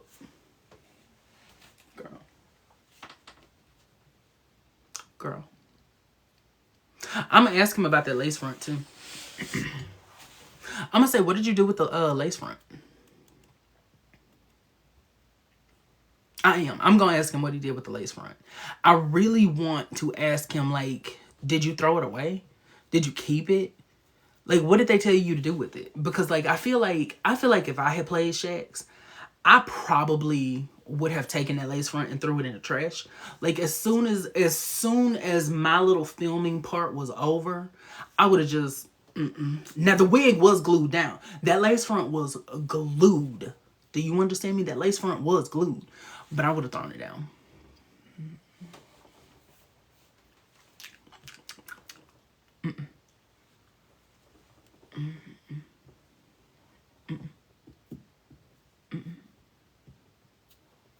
I would have kept those pants, baby. I can't say that. But the wig was ahead of its time. Listen, he was low-key fine. No, baby, he was fine. Ain't no low-key to it. He was fine. Ain't no low-key to it. He was fine. The muscles. But anyway. Well, y'all, listen. I think it's about time for your boy to go on ahead and, get him a little bit of rest. Because I think I got to go to work tomorrow. I don't know. Girl, I may go, I may not. I don't know. I ain't made up my mind yet. But thank y'all for being here with me tonight. And thank you for listening to me and watch me pick at this thing on my face that I can't figure out what it is. I think it's an old pimple. And thank you for listening to me have my little moment again. Cause I know I needed to talk about that. That little situation was So thank y'all for listening to that. Thank you for everyone who subscribed tonight. I will be sending you the link pretty soon, the applicable links pretty soon. And thank you, Jason. Thank you, What Up? And thank you, Tumescence, for joining the team. You are now elite employees.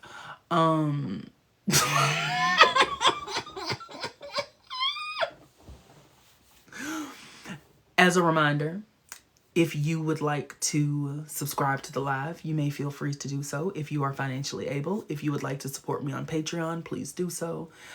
And if you would like to subscribe to my YouTube, which I'm trying to get better on my YouTube game. So am I telling you to go, am I trying to like gaslight you into going to follow me on YouTube? I absolutely am.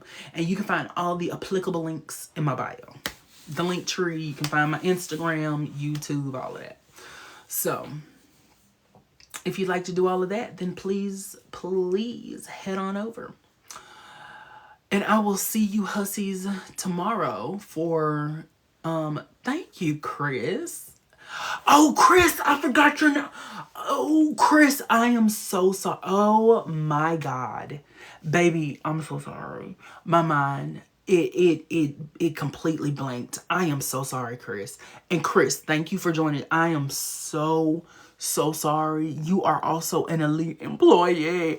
Chris, I'm sorry. I hope you forgive me. I hope you know that it was just like, I wasn't trying to forget you. I am so sorry. I was not thinking. My brain just completely, thank you, Chris Simmons, because I thought that you, yes, okay. I just want you to know, that I wasn't trying to forget you or ignore you. So, I thought you said you don't forget stuff. I never said that. That never came out of my mouth, and you can't prove it. You can't prove it did.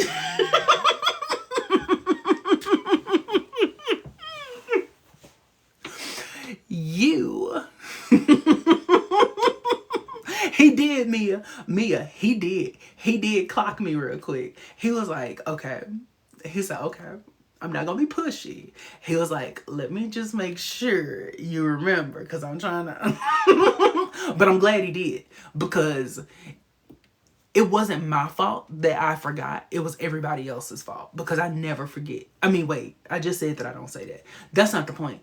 Yeah, see, y'all getting yourselves confused. Trying to.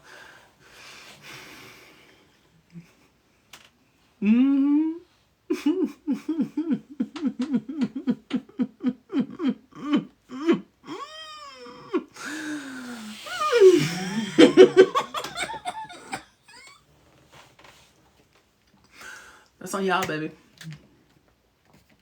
It's on y'all, my love. That's on y'all. Hello, Olivia. Queens Unite. Mom of the best kid around. You're pretty. You are so pretty. Livia Valen. Is it Valen or Valen? I'm gonna follow you. And if you want to follow me back, you can. But if you don't want to, that's okay. Not you gaslighting us into the gaslighting. Baby, I ain't never gaslit nobody. I'm just telling you that y'all are the loves of my life. And I would never try to gaslight you ever. I would never gaslight you. I would never do that. It was such a great escape. I'm glad. What up? I'm glad we had a chance to have a good, solid discussion. Like, I feel like tonight went really well. I feel like tonight was very therapeutic. More therapeutic than I thought it would be. Much more therapeutic than I thought it would be. So, but don't let them taint y'all's mind. Did I talk about Piper? You know what, Chris? That is a great, great question. And I think that one of the things that is important in life is asking great questions. And that is a question that I think is one of the best questions that could be asked. I didn't. I didn't.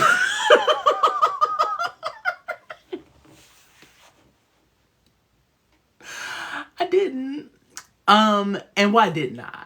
I didn't because I didn't because I was going to save her for tomorrow before we get into the rest of the discussion. Yup. That's exactly why. I didn't forget. But no, really, like Leia said, we really did get sidetracked. Like, we really did just get, like, child, we got to talking. And child, next thing I know, you didn't talk about it because she's the forgotten middle child. Not the forgotten middle child. Am I reminding you to talk about Piper or about the Wicked City horror movie Noir? Both of them. Just remind me about everything. Just oh, goodness gracious. Goodness gracious, me alive. But yeah, so I'm gonna check on out for tonight, y'all. Middle child syndrome is a real thing from what I understand. I'm not a middle child, but I have heard about it. So, good night, hussies. And I will see y'all tomorrow. Tabitha. Tabitha is your favorite? We're going to have a discussion about that because Tabitha ain't... Let me shut up. Anyway, good night, y'all. I hope y'all have a great night, a pleasant tomorrow, and I will talk to y'all later. Bye.